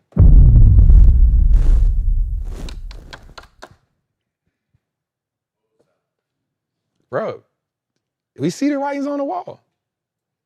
We see the writings on the wall. Now, what this does is it puts a company like CoreWeave in so much great position. You know why? Because not only is NVIDIA using them, now Meta using them, they got access to now the hyperscalers. This is a game changer for them.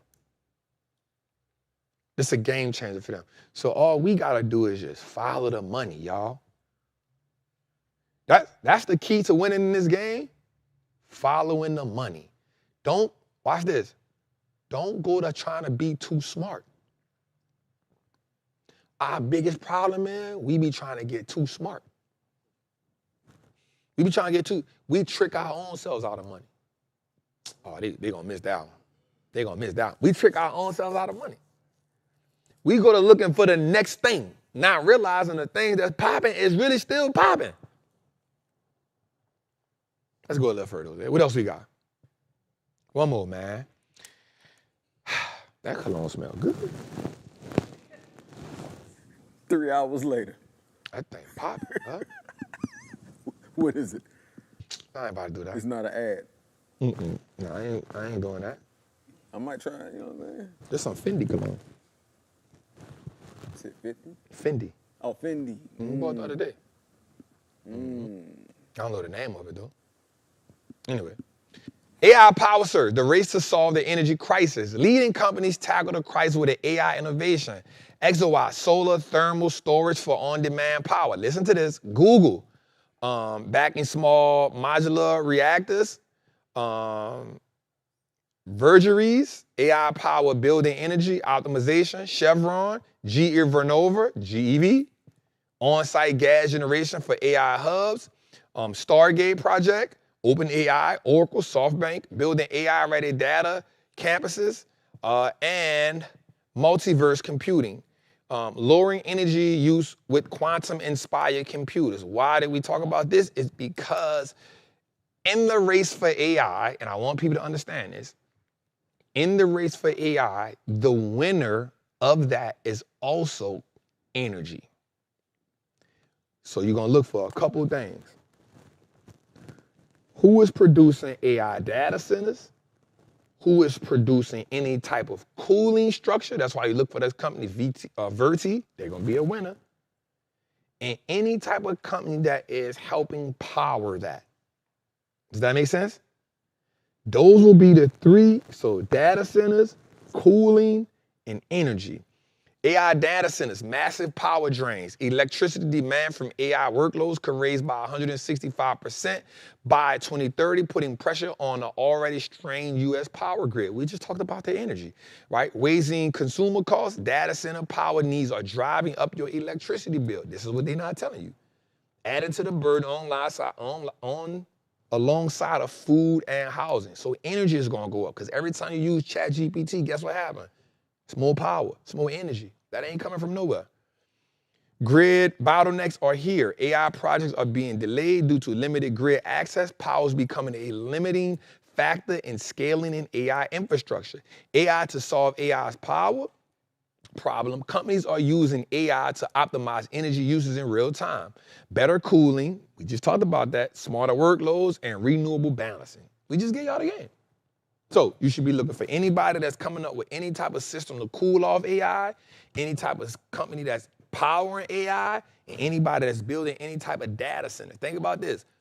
Meta is building a data center, but they not building a data center. What did they do? They went and got somebody who build data centers to build it. Who is building data centers for these companies? That's where your REITs come in at. Man, y'all missing the goddamn game. This shit's a whole masterclass, dog. That's what we got, Jose. What else we got, dog? Oh, man, that's it, man. Listen, y'all, we had a good show tonight. How y'all feel?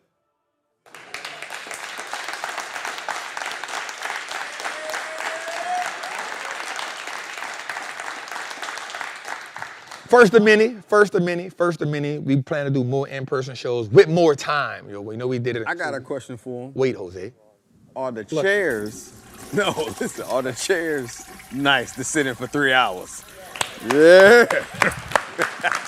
Hey, that's a real thing, bro. That's why we bought them. We got 700 of them. Let's go. 700 of them. Let's go. 700 of them. So we definitely plan to do more in here, just giving people more time too, though.